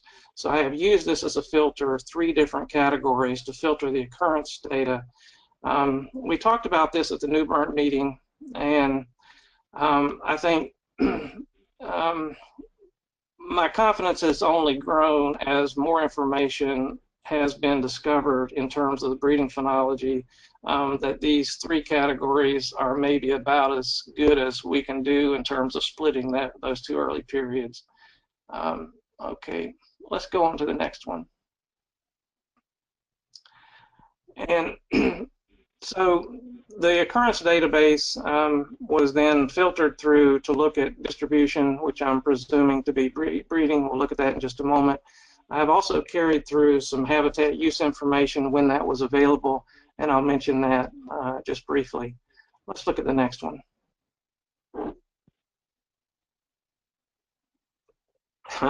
As Whitney was indicating earlier, the problem with black rails is that the information that we have is overwhelmingly from anecdotal sources, and so there's all kind of caveats and cautions associated with anecdotal data. I don't think there's much we can do about that, at least as we look back into the past. We are improving that moving into the future. So it's just a caution that the data that I'm going to present here is primarily derived from anecdotal sources. All right. All right, so what I've done here is to overlay this Midwest Great Plains data on the previous map, which included the Atlantic and Gulf Coast, to try to get a view of the entire U.S. range for the form. And a couple of interesting things come out. One is that there's this great void here, which includes sort of northern Louisiana, Arkansas, Missouri, eastern Oklahoma. You know, is that a true void in the distribution? I don't know. Or maybe it's just a lack of coverage. Maybe we just don't have the information. Maybe they do have occurred in that location or in that region. I don't know. There is a clear void in that sort of northwest, southwest to northeast corridor there, which is the Appalachian Mountains. That seems to make some sense. But historically, black rails, or at least there are records of them occurring throughout this region. And note again that the yellow here refers to possible breeders in that sort of early period, which we can believe are probably mostly migrants. But if we take the yellow blocks out, these are counties, it really doesn't change the distribution of the range much. The other thing that you'll note is what Whitney was indicating earlier, and that is that the range of the eastern black rail extends really to the Rockies. You can see some of those prominent large counties there to the west, and those really relate to some of the water features in that region, including the Platte River, the Arkansas River, Canadian River, and the Pecos down in New Mexico there.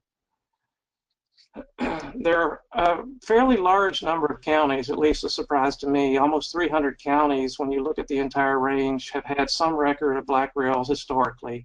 Note that this treatment here spans about 180 years of literature. A fairly reasonable number of those are confirmed. Most of these are probable occurrences or probable breeding occurrences, meaning that they occurred from mid-May through August, but still a reasonable number of possibles. When we look at the Midwest Great Plains, I was able to identify 122 counties within this region that had some indications of occurrences, a lower number of confirmed occurrences, but really a similar proportion as the overall range, with a lot of these being dominated by probable occurrences.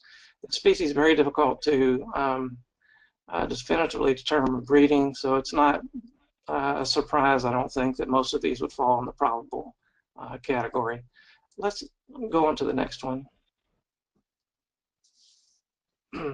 This is a look at the distribution of properties and how those categories have fallen out. A fairly significant number of named properties within the occurrence database, over 400 properties. A similar proportion of those as being confirmed versus probable possible. A lot smaller number of the ones in the Midwest Great Plains are confirmed. Very few confirmed breeding records out in that region that I had access to. All right, let's go to the next one. One of the interesting things that when you look at the things at the property level is that a large proportion of these, in fact 40% of these, are part of what we would refer to as the government green infrastructure. These are not national wildlife refuges, wildlife management areas, state parks, National Park Service. So about 40% of these are in that category, and that holds true generally for all versus this particular region. If we add in the jurisdictional parks like county and city parks and the NGO properties like Nature Conservancy preserves, that puts us up to about 50%. I think that's interesting from a couple of perspectives. One, it suggests that a large number of occurrences, or we are protecting a good bit of property that has had black rails in the past. But secondly, it tells me that we likely have a pretty significant bias in the anecdotal data, meaning that these are places that are frequented by birders and have been some of these properties for a long period of time. And so they have access to these properties, and so if black rails are there, they're more likely to be detected. In the other private land areas, we may have a similar number of black rails, but they're not being detected because the property is not accessible. So I think that this is suggesting that our data is currently skewed to public properties. All right, let's go to the next. So the first slide that I showed you was a compilation of over 180 years. If we look at just the recent data over the past few years since 2010, the distribution is considerably more restricted. You can see that there is still that heavy concentration that have been reported in the Arkansas drainage there, and we still have some down in the Pecos River area of New Mexico.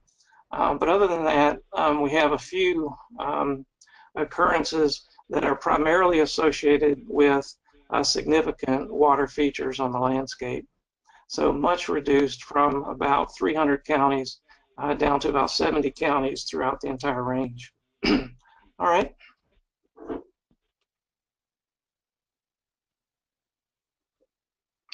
We can go on. Okay. I wanted to say something about habitat, at least what I was able to determine from the occurrence database, and that is the majority of these are human-created water features on the landscape. The largest number of these in this particular region were reservoirs or farm ponds. Another portion of these were agricultural water features, such as irrigation canals and so forth. In fact, over 65% of the occurrences where habitat could be determined were human-altered water features. Another portion of these were isolated wetlands, and then another portion, like you might expect, are floodplain wetlands. these pictures show a couple of examples of habitat. These were sent to me by Scott McConnell, who did some surveys in 2006 in Oklahoma. These are in Oklahoma. This one on the top here, I believe, is an outfall from a dam from a pond or reservoir. And that's the typical habitat that we see in these dry landscapes, is that we have a water feature that's been human created, and the outfall from that, where we have moving water, which is oftentimes associated with slopes, forms habitat that this particular species seems to be able to utilize. The one below there, I believe, is a depressional wetland in a pasture area. You can see that these are not large features. Both of these were occupied in 2006. These are relatively small features, not like we see along the Atlantic coast, where we expect for patches to be in the 100-hectare or so size. These are much smaller than that. All right, let's go on to the next. And so I wanted to show this plate, which is from a paper from Richmond et al. From the California black rail. And the habitat that is shown here is very reminiscent of the habitats that were described throughout the Midwest Great Plains region. These are slope wetlands, or they are wetlands that are associated with agricultural features. That's a farm pond on the left and an irrigation canal on the right. And so within these arid landscapes, like within this particular region, they are using relatively small water features that meet their the conditional requirements.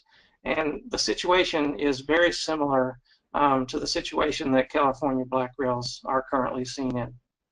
All right, next one.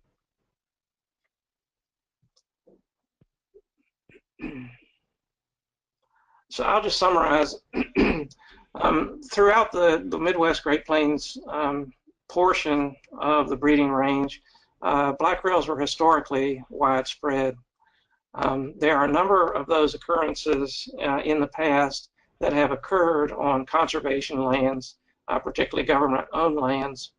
The current distribution, though, appears to be fairly limited. There do appear to be several strongholds, areas that have been used for an extended period of time, but very limited within this region. In terms of habitat use, most of the habitats that have been documented over time are human-created water elements on the landscape, where we have altered the hydrology and created habitats that black rails appear to be attracted to. Some of the others are isolated wetlands and, of course, floodplain features as well. And so that's it. I'm sure that many of you that live within this region have records that I don't currently have access to. You probably also have breeding records that I don't have access to. As I have said before, it would be great to add additional records to the occurrence database so that we can sort of round out increasingly what we know about distribution and habitat use. Thanks a lot. Okay, our next presenter is Amy Truer-Keene. She's with Texas Parks and Wildlife Department. She's our plant ecologist in the GIS department, in the GIS lab. She's been with Parks and Wildlife since 2007. She has an extensive background in plant ecology. She's also the recipient of Parks and Wildlife's 2012 Employee Recognition Award in the conservation category, and in the governor's office, she won an award for the 2011 Outstanding Women in Texas Government. So how about that? So we will turn it over to Amy. Hi, everyone. So a couple of weeks ago, Cliff approached me and just asked me to make some maps. So here we are, and I'm doing a presentation. So when I started to think about how to look at habitat along the Texas Gulf Coast for the black rail, I thought of what tools we had currently available. For those of you that don't know, Texas now has the largest vegetation data set in the United States. It is a high-resolution current vegetation data set. It is mapped at about 10 meters of spatial resolution, and we mapped 398 habitat types or ecological mapping systems. So it's important to note when we're talking about species modeling that all of these habitat types are tied to abiotic features such as soils, geology, landscape position, that allow us to really identify potential habitat for different species. It is ground verified by over 14,000 field data points. Accuracy is dependent on land cover type, and it ranges somewhere between 74% and 90%. And we did map a suite of anthropogenic effects, most of them being woody invasive on historic grassland soils. So that's sort of our hammer when we talk about species analysis here in Texas. Oh, sorry. Some of the other tools, Brian touched on this a little bit, is the occurrence data. We pulled breeding bird survey data and eBird data. We could also pull iNaturalist data. I did not do that yet. Like I said, I got this task about 2 weeks ago, so we pulled all of the eBird data. I also sifted through some of the habitat and home range studies. Obviously, I didn't have Amanda's study yet, but I looked at home ranges in Florida and California. And then we have some experts here in Texas that actually have seen the bird and looked at the habitat, so know something about the habitat preference. There are some challenges when using the citizen science data. There's obviously a bias towards urban and suburban sites. The closer to home you can go see the bird, you are going to travel. There's a bias towards the coast here in Texas. Most of our public lands occur towards the Gulf of Mexico, so there's a bias to collecting data there. With most citizen science data and other species occurrence record data, we do not have negative search information. So we don't know where people have looked and just not found black rails. And there is somewhat of a knowledge gap regarding the ecology of the species here in Texas. Anyway, I'm going to go through some of the challenges with filtering the eBird data. There's a few pictures that aren't popping up on this slide, but I'll just sort of sum it up. There were about 895 sightings in eBird along the Texas Gulf Coast and further inland. Some of them were older than 30 years, so I tried to first filter it to where we could get exact location information. Since GPS data or GPS technology wasn't even available to the general public until the mid-80s, anything older than 30 years was filtered out. We used these data points. After that, I think we had a little over 800 data points. And we use those to create sort of a study area. Working with the ecological mapping systems in the whole state is a little bit complicated. We're talking about 18 million polygons of data. So we created a vegetation map for that study area in blue. Of that, we further filtered the eBird data. The thing about birders is they like to travel in groups. So it may appear that you have 800 sightings. A lot of those sightings could be of the same bird, right? So 5 people go down, they look at a bird, they all log it in eBird. So what we did was try to take unique locations and one sighting, one location per bird, and called that an occurrence, right? I also filtered out points that did not intersect our vegetation data. So there's sometimes issues with the GPS location, and it might be off in the middle of the Texas Gulf Coast or off in the Gulf of Mexico. So those kind of points were filtered out. And we ended up with 112 occurrences that had a unique location and specific geographic information. So there's different ways you can start to analyze the data once you've filtered out, filtered out all the bad occurrence records and looked at just where you had specific and exact location information. And you can do a simple intersection with the vegetation data. And the bars represent here the number of points per habitat type. And you can see on the bottom, urban low intensity seems to be where people are seeing this bird. In our vegetation data set, urban low intensity represents 20 to 80% impervious cover and often secondary roads. So birders are out looking for the bird, they're sitting in the middle of the road, the point intersects that road. I don't really feel like the bird is using this habitat, it's just where the person's immediately standing. So I looked at those home ranges and I buffered the points based on average or minimum, sort of an average, and a maximum home range. So one has a 25-meter radius buffer, which is about 0.2 hectares, I believe. One has a 50-meter buffer, which is about 0.6 hectares, and then a 100-meter buffer, which is about 3 hectares. And you can see, if you look at this image, the point falls right on a road.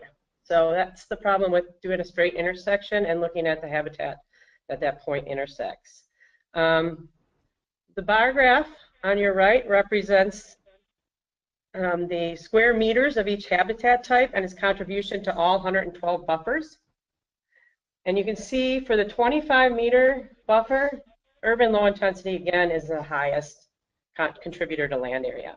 But you start to get sort of other contributors that stand out.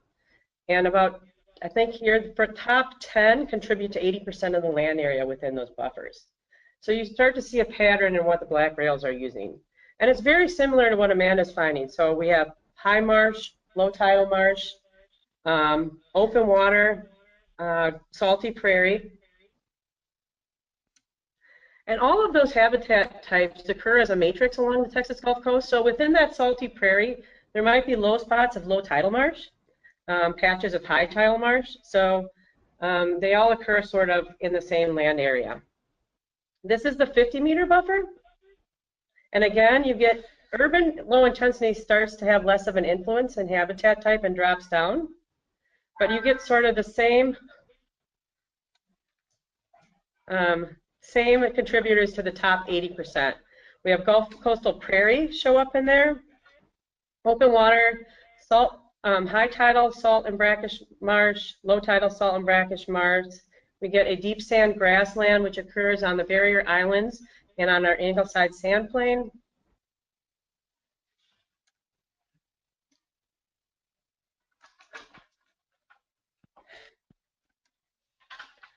When you start to go out to the 100-meter buffer, you get the same 80% contributors in the land area, but you start to incorporate types that obviously are not preferred habitat for black rail.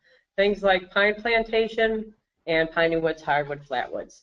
So there is a point where you can buffer these just too much and you start to include types that the species is not using. So we could take those top 80% and just map them all as potential black rail habitat, but the problem is not all habitats are mapped with the same accuracy and certainty, and we don't have a lot of data within the grassland matrix to determine whether or not black rails are utilizing that habitat. The map in the green is all mapped as one habitat type, Gulf Coast, Texas Gulf Coast, coastal prairie. It does not, however, indicate quality of habitat. So within that prairie, we could have a natural to semi-natural prairie matrix with a pond, nearby, which would be perfect black rail habitat. It has cover, it has open water. It could be this heavily grazed pasture, not so good for black rails, or an exotic sort of managed pasture. I think this here is Johnson grass. So we haven't mapped quality. We're working on it and hope to get a probability surface out for use within the next year. The other problem is, as I mentioned, there is a bias towards collecting data on public lands. And in this ecoregion, those public lands all occur almost exclusively along the Gulf Coast. The public lands are in your pink boundaries, and the 112 black rail occurrences are your green dots. So you can see people tend to go to where they know they can find the bird in order to collect data regarding the bird. So we have this huge knowledge gap right in here where there's no public lands, that we just don't know enough about the bird and its habitat use. So I sat with a couple of our experts, and we looked at all of those major contributors to land area within those buffers, and we ranked them based on certainty. So the higher the score, the more certain we are the rail is using it. The lower the score, we just don't have a whole lot of information regarding the habitat type. We can then apply those ranks and extrapolate away from the points and get a habitat certainty map, right? So the closer, the darker the blue, the more certain we are rails are using that habitat. And then the pale yellows, we just don't have a lot of information regarding those habitats. Right, and our experts that ranked these for us were Woody Woodrow and Jennifer Wilson. So they've seen the bird, they know the habitat, and we were pretty confident we could get a good idea of what the birds are using. If you overlay those 112 occurrence record points again, you can see they line up really well with that high certainty area.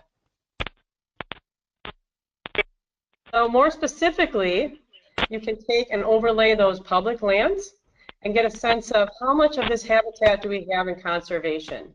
Within this study area, there's about 8 million total acres of land. 3.6 of that is potential black rail habitat. So it's area ranked from 1 to 5, right? Of that, we have 516,000 acres of public land. And I have conservation in quotes up here because not all public lands in this data set I would consider conservation. Some of them are public golf courses, urban parks that have a cover of live oaks with coastal Bermuda underneath. So there's varying degrees of conservation within that data set. That public land area takes up about 6% of the total land area within this study area and 9% of the potential black rail habitat. So you start to get a sense of how much potential habitat do we have in some type of conservation. What's really interesting to me is when you look at the ranks, 32% of that 516,000 acres is in that category 5 that we're certain the black rail is using it, right? So we're doing a really good job of conserving our marshland, but not so much here within the grasslands. So these habitat types that we mapped, I sort of pulled out the high ones and have some examples. So those ones in the blue are composed of this salty prairie, which is Gulf cordgrass dominated. It is at a slightly higher elevation than low marsh, but it occurs within the matrix of a coastal salt and brackish and high marsh, which often has Spartina patens in it, bulrushes, spike rushes, and other wetland species. It can be invaded by things like Iva frutescens and Baccharis along our Gulf. These woodies tend to be controlled by flooding events and fire. And you'll notice we have 2 different geographies of marsh mapped here. So from Galveston Bay right here north to Louisiana, we have a different geologic formation. That's the Cheniere Plain of Texas. And we mapped Cheniere salt and brackish marsh up there. That is the marsh that's dominated by Spartina alterniflora. That species tends to drop out as you get further south on the coast, and you end up with patens and salt grass type dominated marshes with open lands. So those are low tidal marshes, a bit lower in elevation than the high tidal marsh. And of course, we also found that black rails may be using the fresh and intermediate marshes. Again, on the Cheniere, this might be dominated by Phragmites, and typically Spartina patens dominated as you go further south. We also ranked a high certainty that the black rails would use the coastal prairie pond shore, which are wetlands, pocket wetlands within the prairie. These are areas in green here, and the coastal and sand sheet deep swale marsh. So again, these are wetlands within deep sand grasslands. This is the area we're not quite certain. So these are the area we ranked 3, and it is the largest contributor to land area within this range. And we just don't have any active searches going on here because of the lack of public land. So this would definitely be an area I would target to go out and collect more field data regarding black rails. It only comprises 1.2% of our public lands along the Gulf Coast. And again, we did not map quality, so it can occur, all of that prairie can be in various stages of quality and land management. So from overgrazed to native grassland. So sort of next steps, again, I put this together in about 2 weeks. I am looking at creating some raster layers. I'm going to model this in Maxent, creating a distance to water, a new elevation layer. Vegetation height is really difficult to get at, mostly because land management varies, and we don't have great LiDAR for the entire coast. Texas Parks and Wildlife is currently working on a grassland quality probability surface based off of field data. And once you have those things, we could start to look at how much habitat is in conservation, how much would it require to have a sustainable population of black rails in Texas. And with that, I can take any questions if anybody has any. Up next, we have Ariel.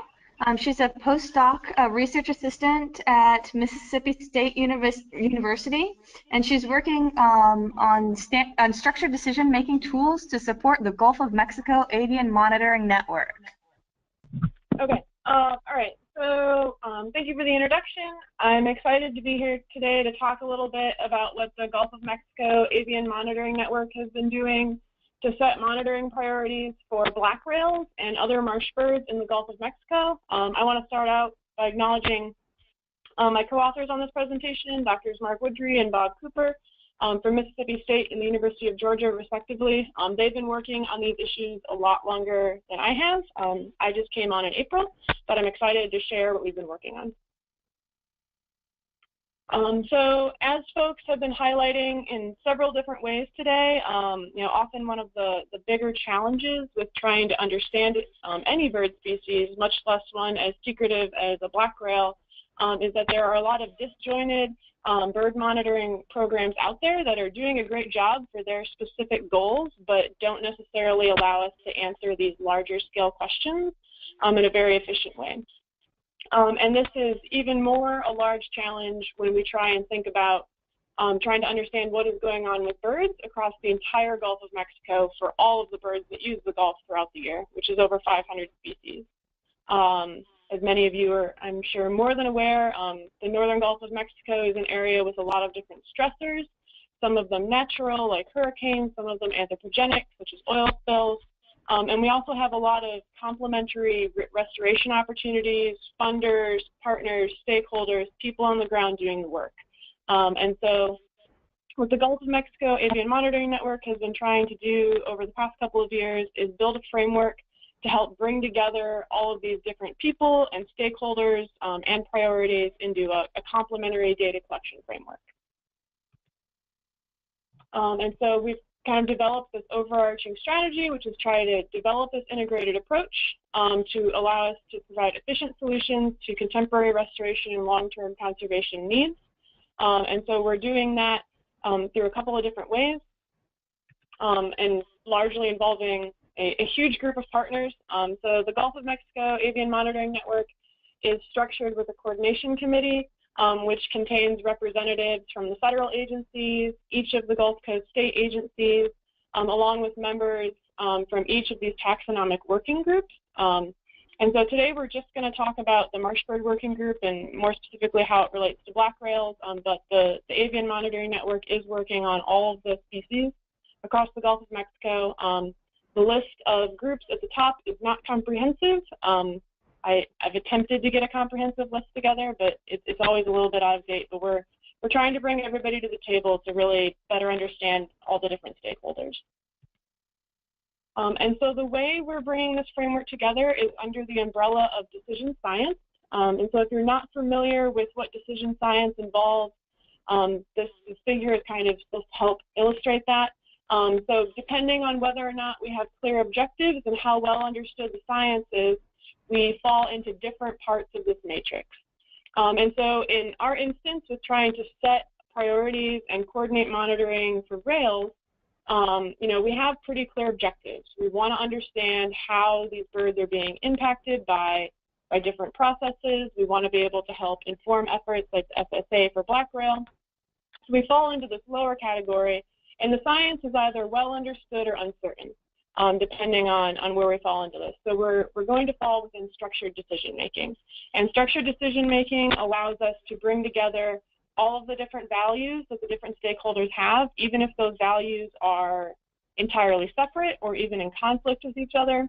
and try and develop a quantitative framework to meet those different objectives and understand trade-offs among them.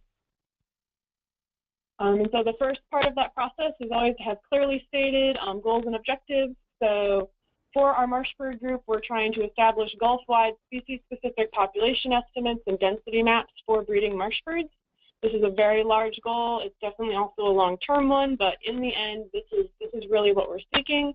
We're also trying to understand how different management actions that state, federal, nonprofit, private landowners may take may impact these birds, and also how larger ecological processes, things such as hurricanes, may also be impacting these species. So while we're doing this, but while today I'm talking about this in the context of marsh birds, there's a lot of emphasis within our group to not focus just on one species, but to try and focus on actions. And this comes back to a lot of kind of the mistakes that we see in conservation priority setting. In some cases, like when we're talking about the possible listing of a species, talking about one species can make a lot of sense, but we also want to make sure that we link those actions back to the bigger picture. And so that's what we're constantly trying to do in the Avian Monitoring Network, is trying to hook these actions back to all the other species and habitats that they are connected to. Because otherwise we end up with kind of hidden value judgments and a lot of arbitrariness that can be built into a system. And so we're trying to avoid that through this structured decision-making process. For our management actions, we're using a standard lexicon of actions that's available here in this citation out of Conservation Biology. I can send these citations to Kimberly and she can circulate them to the group.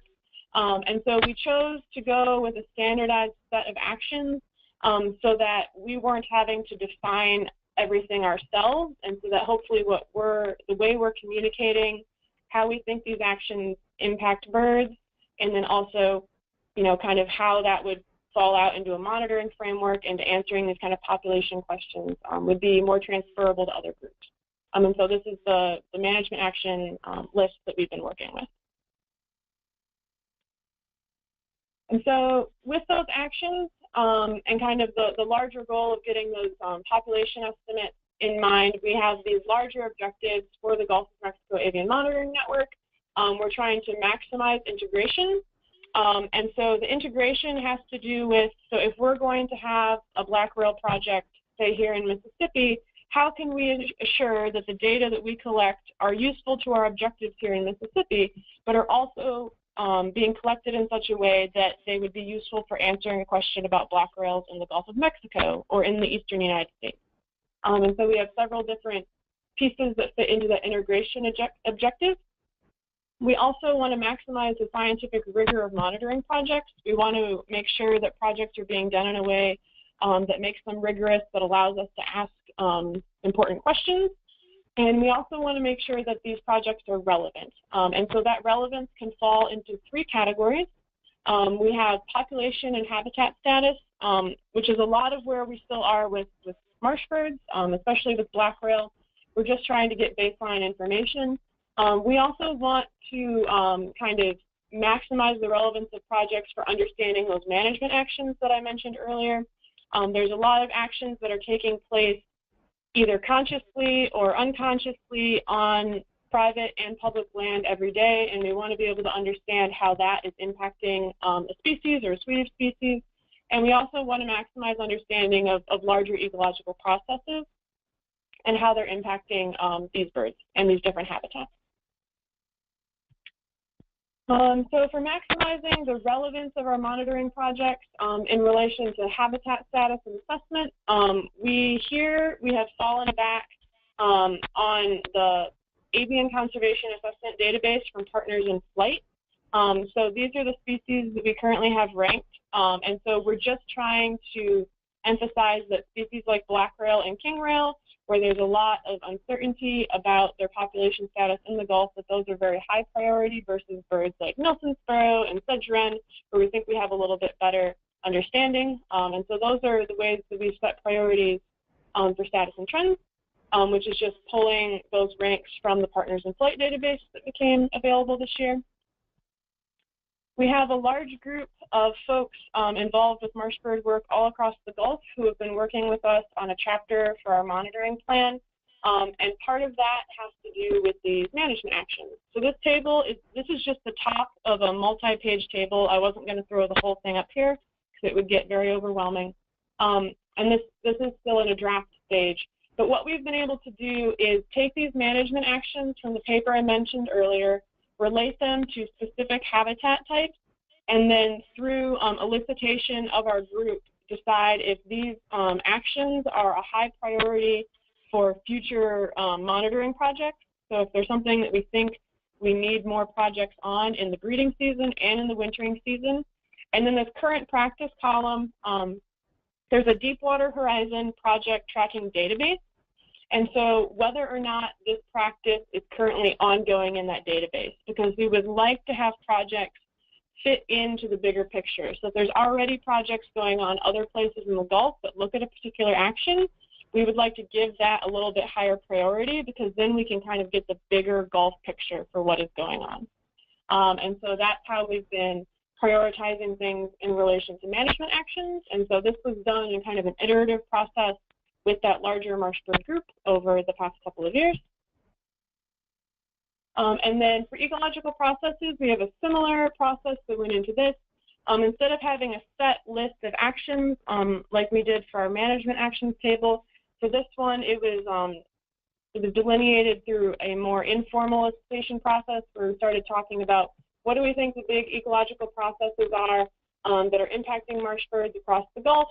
And then we also, so we have categories and then questions related to those categories. This is again just the top of this table. This is not the full comprehensive thing. And then we also rank the uncertainty and the effect size of that question. And so things with high uncertainty and an unknown effect size were ranked more highly than things with low uncertainty and a low effect size. Because we want projects that have the possibility to be having a really big impact on these species to be answered first. And so we're going through this process for all the species in the Gulf of Mexico. We've been working specifically with some folks who are involved in black rail stuff in the Gulf to make sure that the way that we're setting priorities for marsh birds in this plan will make sense in relation to black rails, and we will have some black rail specific management action priorities and ecological process priorities. Those are currently being worked on. Our goal is to have this plan out next fall.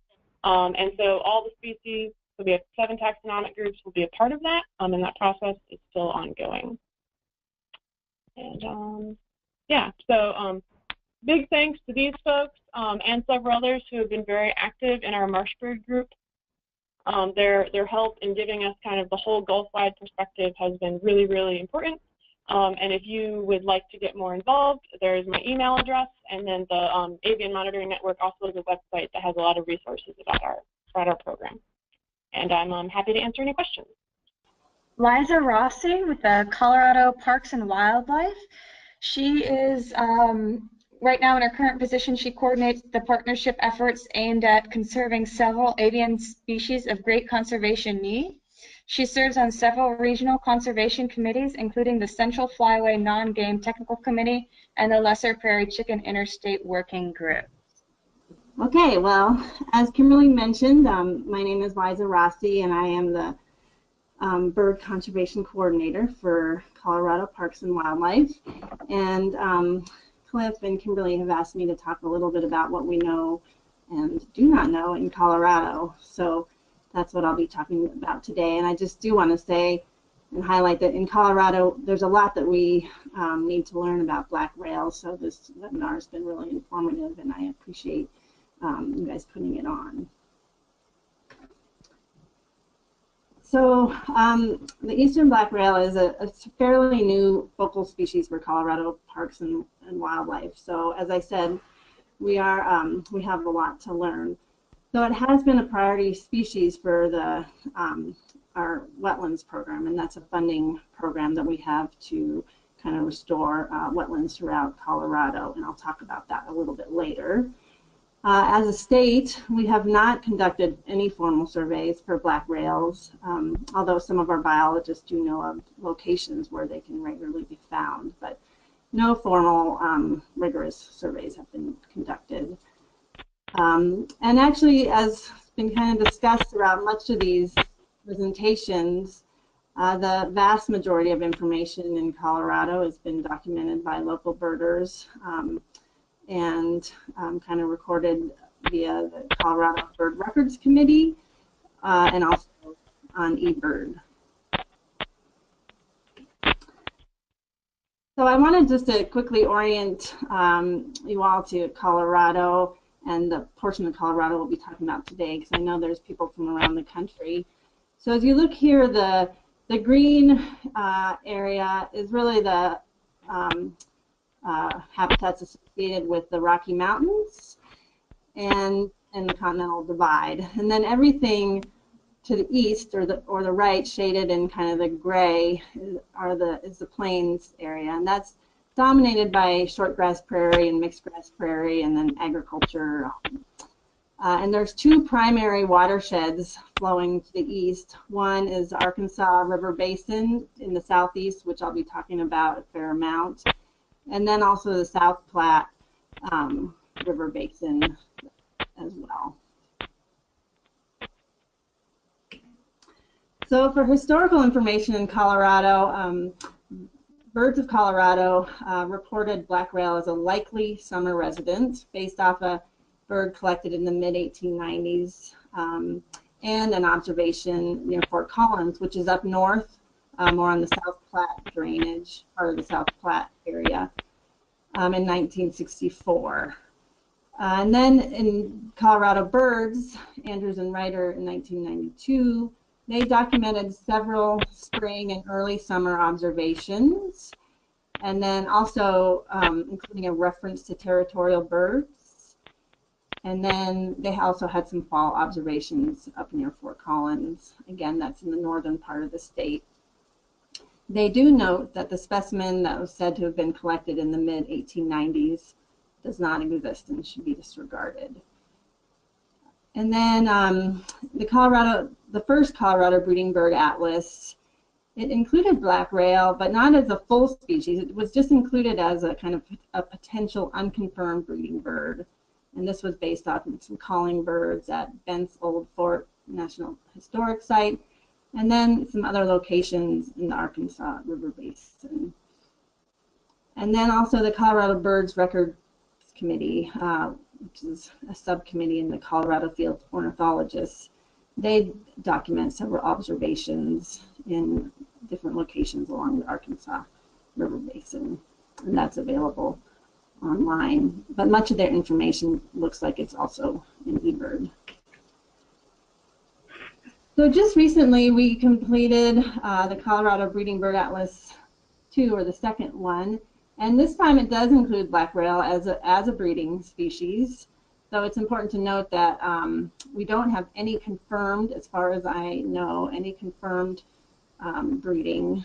So these are mostly probable observations based off of territorial males. And atlas detections occurred in 10 blocks along the Arkansas River drainage. And so you can see those blocks kind of down in the southeast portion of the state, and here they really are all along the Arkansas River Basin. And then the species account, talks about, a fair number of rails, and this was authored by Tony Luckering.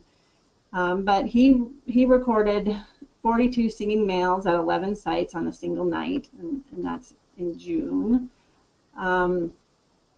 And then the account notes, and this is after talking with some, or he kind of acknowledges several birders, but that widespread surveys suggest that greater than 100 vocalizing males occur in any given year in the Arkansas River drainage. And these are some of the same areas that showed up on some of those occurrence maps we saw earlier. So the eBird records in Colorado, again, the vast majority are along the Arkansas River drainage. Though it is important to note that we do know of some that are actually out in wetland sites in the prairie. They're not all along the major waterways. There are a couple of northern records. One is an older one from 1982, and then one is actually one from this summer up near Greeley. And several of these locations have multiple years. So Bent's Old Fort, eBird locations from 1991 to the present day, and also kind of the Fort Lyon Marshes complex from 1974 to 2017. So some of these primary locations, black rails are seen fairly regularly through time. Whoops. So something happened here, but the primary habitat in Colorado is along the Arkansas River, and that picture to the right shows kind of the Arkansas and some wetlands associated with the Arkansas River. The river has a couple of large reservoirs on it, so that's changed the hydrology and of the system, but we still do have some decent riparian and wetland habitats. And so the picture on the left is showing kind of an aerial of some of the Fort Lyon marshes along, which is upstream of John Martin Reservoir. But we do know that there are some habitats out in the prairie. And in talking, I'll go into a little bit more detail after I've talked with some interviews with some birders. But the primary areas where we have the locations or observations of black rails are really expansive cattail marshes, though they do note that they can be quite small. Some are really expansive, and some are quite small and right along just ditches and stuff like that. And then we do have some locations, a few locations that are associated with wetlands out in the prairie and far away from other known areas. So these are just some photos of some habitats that we have in Colorado where we know of some black rails, and this kind of shows the cattail marsh habitat up around Fort Lyon, and it's really very expansive, and with a stable water table, although it changes year to year depending on the water levels, and it's really primarily cattail habitat. But then they also are found in some kind of bulrush areas and other emergent vegetation, and at some reservoirs that are off of the primary Arkansas River drainage. So as I mentioned, the black rail is a priority species for the Colorado Wetlands Program, and so our agency has developed kind of a fact sheet and habitat scorecard for black rail that talks a little bit about the species and discusses some of the preferred habitat conditions, or what we know of to be the preferred habitat conditions in Colorado. Again, we I think have a lot of work to do here, but then it provides a habitat scorecard for landowners and agency members and people who are doing habitat work in wetlands of restoration or management actions to look at how it may be impacting black rails. And then after sitting in on the SSA kind of opening presentation that the Fish and Wildlife Service did, I reached out to some of the birders in Colorado who've spent some time working or surveying for black rails, and I talked to a couple of them who have been surveying for black rails for now, a couple of decades. And so this is anecdotal information, I acknowledge that, but I think it's important because this is some of the best information we have in Colorado. So, they actually would refer to black rail as common in suitable habitat along the Arkansas River Basin, pretty much from the Kansas border up to Pueblo. And in their, survey efforts, they think it's reasonable that in most years you would get greater than 100 black rails calling. But they did say that there were many more black rails, or at least in their surveys, from 2005 to 2009 period. And during that time, on a good night, you would get, just on a single night, you could get over 100 black rails calling in a couple of different areas. However, the number of birds declined. We had a pretty severe drought from 2011 to 2013 in southeast Colorado. In fact, this drought, some of it was drier than conditions associated with the Dust Bowl. So it was pretty severe, and water levels went down. But we've had some better water years the past couple of years, and numbers are really coming back up. And in this last summer in 2017, one of the local birders said he got about 100 males at one of the sites or 100 calls at one of the sites where he used to get them in the past. So they think numbers are coming back up. They really talked about kind of magic nights for detection, where black rails are calling spontaneously, and these are when they're getting their most detections. But they do say that they also will elicit calls with callback surveys. They feel like late night, really around midnight, is the best time for surveys. And in these conversations, I was trying to talk to them kind of about, moving forward, how we might survey for black rails. And I have been in contact with Cliff and Amanda Moore for some of the survey information that they have, so I appreciate that as well. And then it seems like for Colorado, at least for their surveys, black rail response is highest from mid-April to mid-May. So these are kind of on the borderline of what's probably considered to be breeding versus migrants. But I guess we'll learn more in years to come on that. But they have had some call responses as early as late March and then also into July. One of these birders has surveyed in winter, but has not had a response, though he said he wouldn't be surprised if they were around. And then they seem to respond to a call with a black rail, Virginia rail, and Sora call, and they feel like the Sora winning call really gets the best response from the black rails. So this is just from, again, some of the discussions with the birders who spent a lot of time looking for black rails or listening for black rails. They're generally associated with expansive cattail marshes, but also found in bulrush and other emergent wetlands with limited water, and some of them quite small, so really just some small cattail area along ditches, water ditches.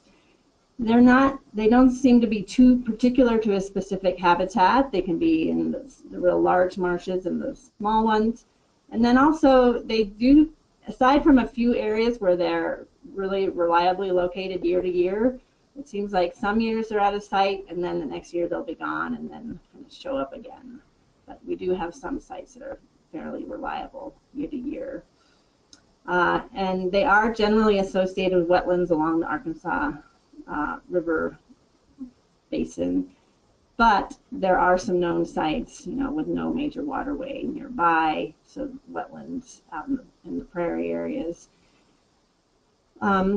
These birders have surveyed some other similar wetland areas, so kind of similar habitats along the South Platte. At this point, they've not recorded any black rail responses there, although there was that recent 2017 occurrence of black rail that's been documented in eBird, and that's up north along kind of the South Platte drainage. So what are our future plans? You know, really we have a lot to learn about black rails in Colorado. We really, as a state agency, want to improve our understanding of black rail distribution and habitat requirements in Colorado. It'd be great if we could get some population estimates, but for now, really just improve our understanding of basic biology or ecology of the species and distribution. This spring, we are planning to begin some pilot surveys and include a habitat assessment. I'm still kind of working out the details on that.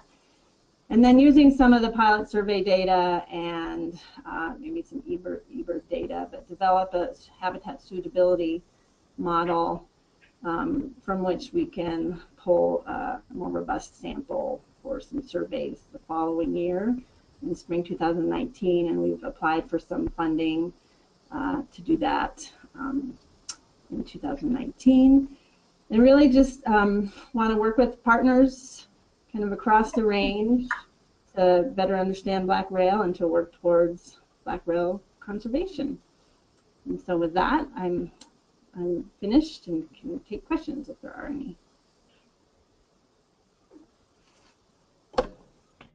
Hi, Liza. This is Whitney. I just had a really quick question. When you mentioned the birder who had done a survey in winter, I didn't catch it on the end. Did you say he thinks they might be there, or he doesn't? He did not record any responses, but he said he would not be surprised if they were there. Not be surprised.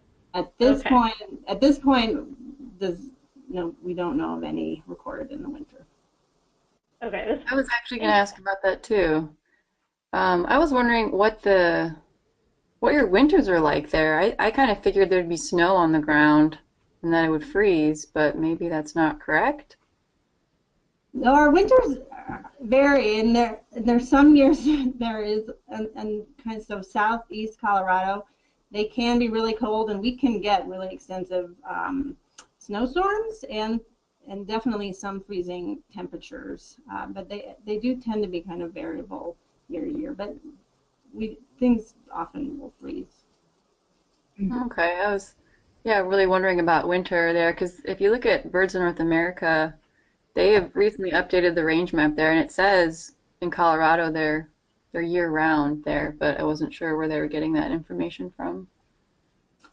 Yeah, I don't know where they're getting information, but this birder said he wouldn't be surprised. So, and he's spent over 20 years surveying for black rails in southeast Colorado, and that's also looked up north.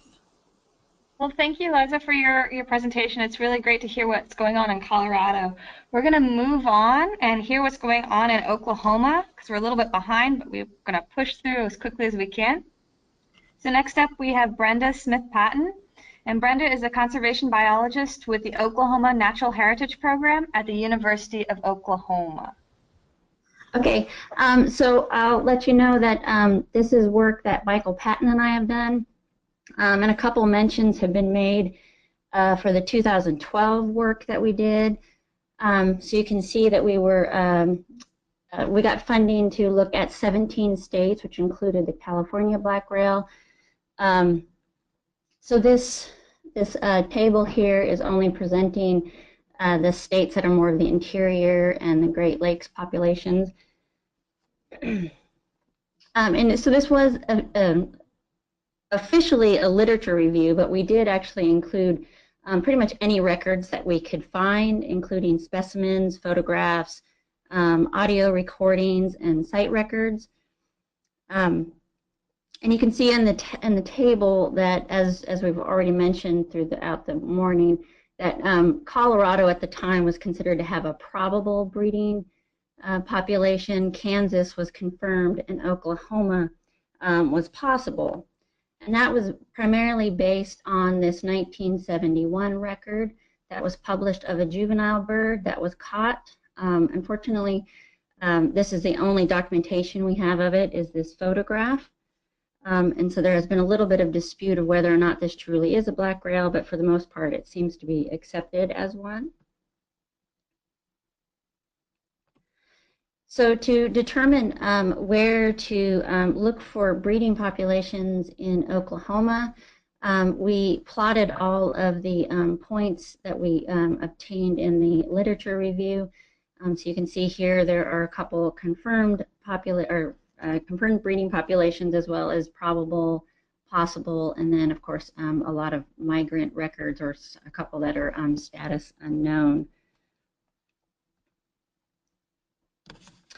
So since we figured that since the Kansas population was the closest known at the time, that we would go ahead and look in the northwest part of Oklahoma and the Panhandle, and that was also suggested by the BNA account as the most probable. So that's the dotted line here. And so in 2016 and 17, we did some surveys funded through the Oklahoma Department of Wildlife Conservation through a SWIG grant. We looked at 13 localities in 6 counties.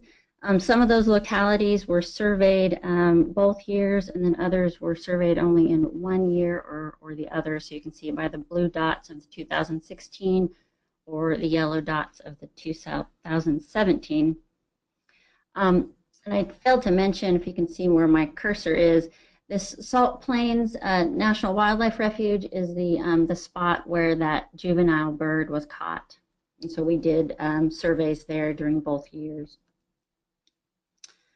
So just kind of quickly for the results, through the 2 years we ended up finding 2 localities that had birds. One is Optima National Wildlife Refuge in Oklahoma Panhandle and Texas County, and the other site is Ellis County WMA in Ellis County. At Optima, the first year between mid and late May 2016, we found 1, possibly 2 birds. We managed to get recording of 1 bird, but basically by the end, or towards the June, the marsh had dried out extensively, and so we no longer found that bird. And then in Ellis County, that first year between late May and mid-July, we encountered 2 to 3 birds. This photograph is one of the birds that was encountered. And then this past season, in late May, we found only 1 bird that was calling on only 1 day. And so we managed to record that bird as well. But since then, we did not come up with any other birds at any of the sites throughout this past season. And then just to give you a quick summary of the habitat at the sites that we found the birds. We surveyed in a variety of habitats in both years, so kind of habitat that we didn't necessarily think was suitable up to habitat that we thought was very suitable. To just kind of get an idea of, we don't really know for sure what's going on with inland populations, so we thought we'd have a pretty wide breadth there. So we surveyed in sparse to dense vegetation, short to tall, and everything in between. So these are some photographs of where we found the bird. On the left side is the Optima National Wildlife Refuge, and the right side is the Ellis County site. And you can see that it's Typha dominated, both new growth and dead stems from the previous year. And so that's really Typha dominated, but there was some Elaeocharis, Scirpus, and Carex, so the sedge, bulrush, and spike sedge. But one of the things that I was really shocked about was how dense it was, including some of these sites down to the ground. But then how high it was. So a lot of these marshes were over my head. So we had between 1 and 3 meter height, in the typical moist soil to shallow water, which was usually under 3 centimeters deep. This contrasts somewhat to what Stephanie Kane found at Quivira National Wildlife Refuge in Kansas. Because her mean height was 95 centimeters, which I think Whitney was the one who mentioned that's a little bit more typical, is under 1 meter. And then the Kansas site also was dominated by Elaeocharis, or spike sedge, which we we did not have that dominated at our sites. And then again, at Quivira, they found that the moist soil to water depth is roughly 3 centimeters or below. So this is a picture of Optima National Wildlife Refuge. This is the what's considered to be Optima Lake. As you can see, it's not much of a lake. And this is an area that often dries out. So this is considered to be the lake here, and this is the marsh where we found the birds. But in some years, this entire area is completely dry. So this is one of the problems we've been encountering in Oklahoma, is that we have rather erratic sites. When we do find suitable habitat, it can often dry out completely by the time that the birds would be nesting. And so unless we can manage to find some sites that aren't as erratic as this, I think we're going to have some problems in having a true breeding population in Oklahoma. Another example was when we surveyed at Salt Plains National Wildlife Refuge.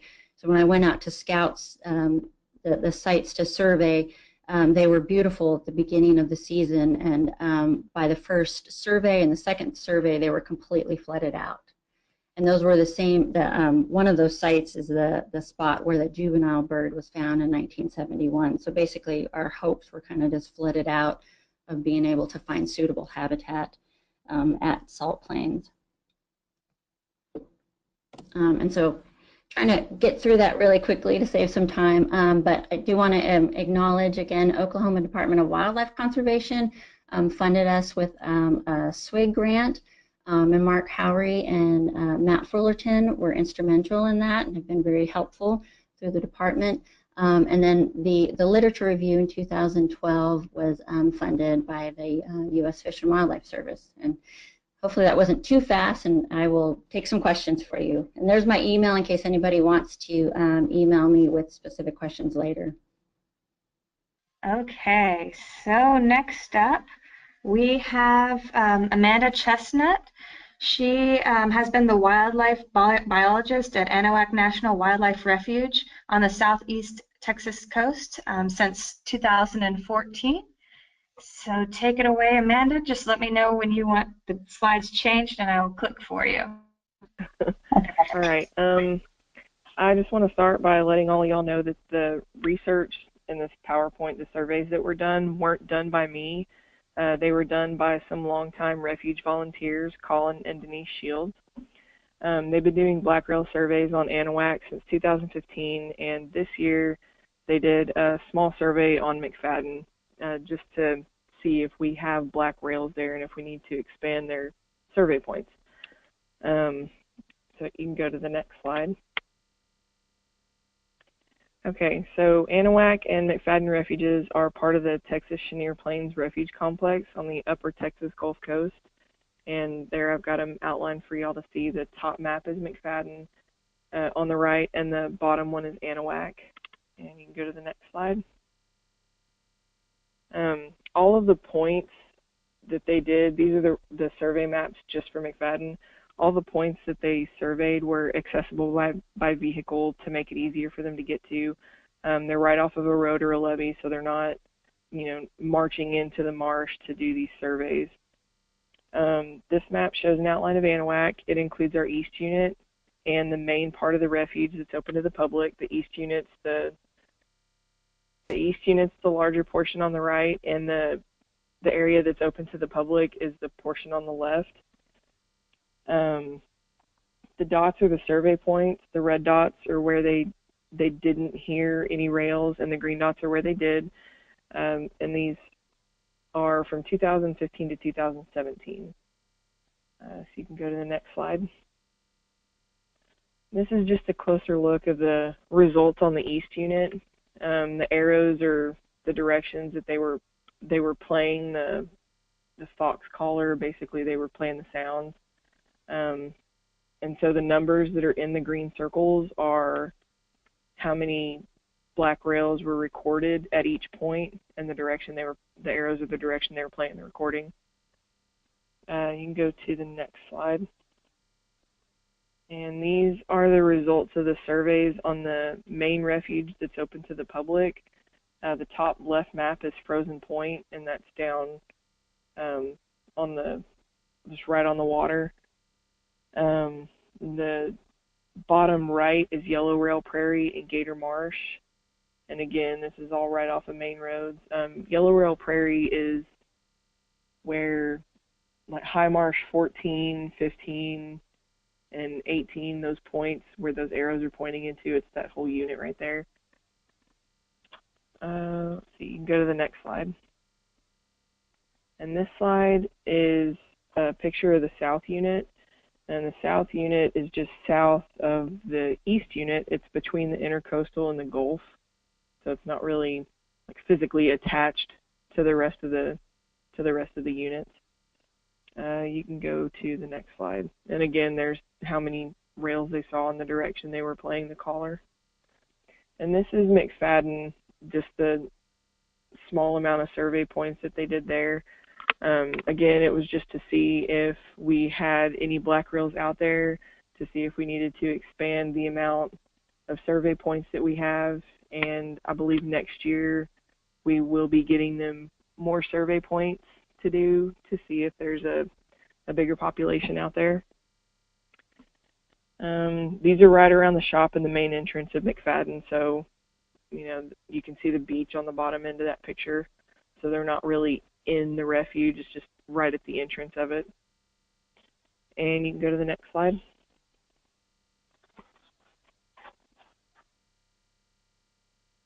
And that's just a closer look at both of those, how many rails they saw. And you can go to the next one. And that's pretty much it. Just limited points on McFadden. The surveys were done by Colin and Denise, following the standard North American Marsh Bird Protocol, and they surveyed from March to May in 2015, 16, and 17. Just what they're doing isn't, it's not a perfect system, but we didn't have very much information on Anahuac or McFadden about black rails, so we just wanted to see if they were here and kind of get an estimate of what we might have. And keep in mind that we do have mockingbirds that do mimic the black rail calls out here, so so that's about it. And the last slide is just my information. Project leader is Tim Cooper, and the refuge manager out here for Anahuac is Kristen Fritz-Gramman. If you have any questions or comments or anything, feel free to contact me or ask me now if you can. And that's pretty much the end of it. We're going to move on to our next presenter from Nebraska. So Joel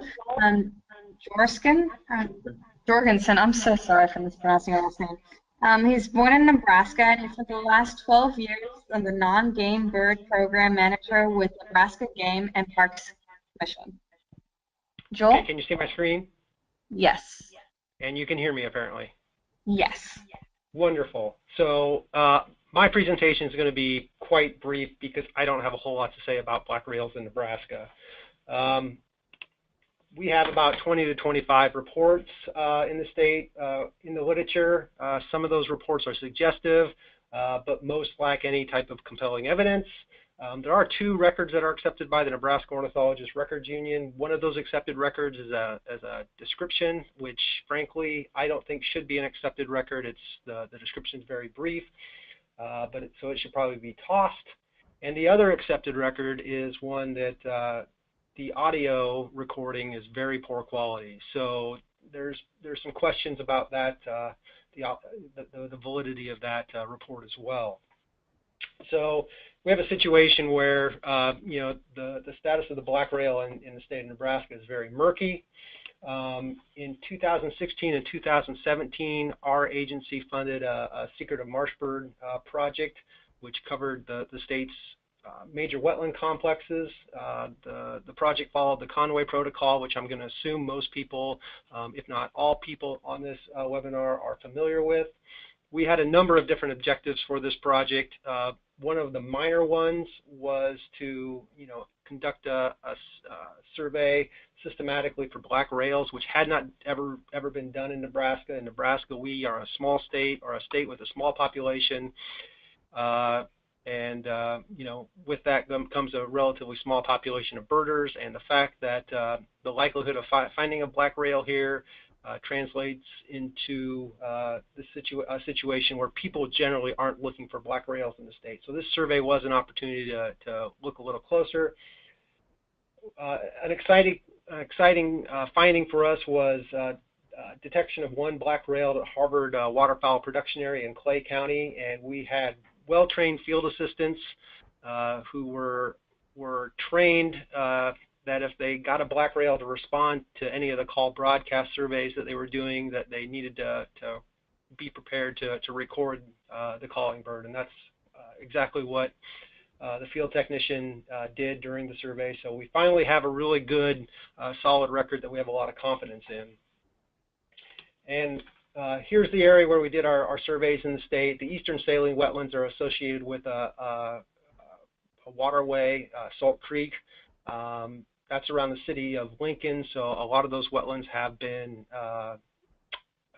negatively impacted by human development. The Rainwater Basin is a nationally and internationally important wetland complex for migratory waterfowl and shorebirds.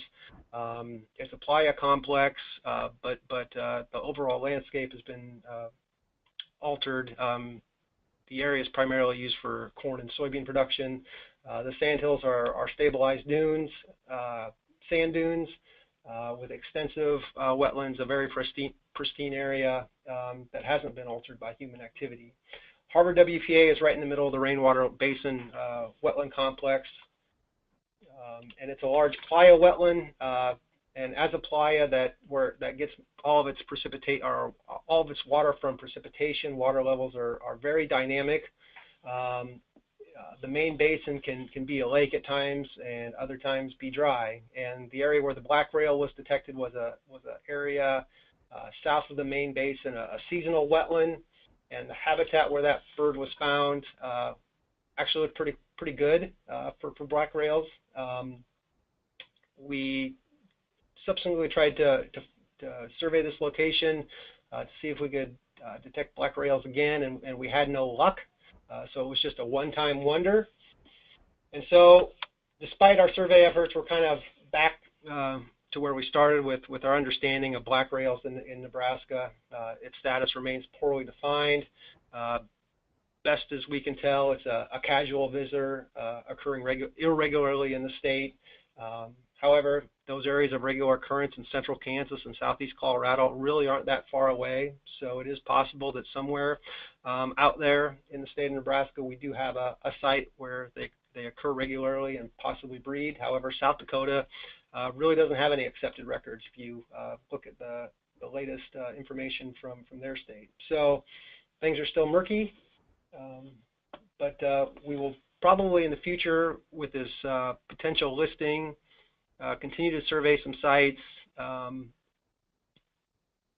so that we have a higher degree of confidence that black rails do not occur regularly here. So I think that's all I have.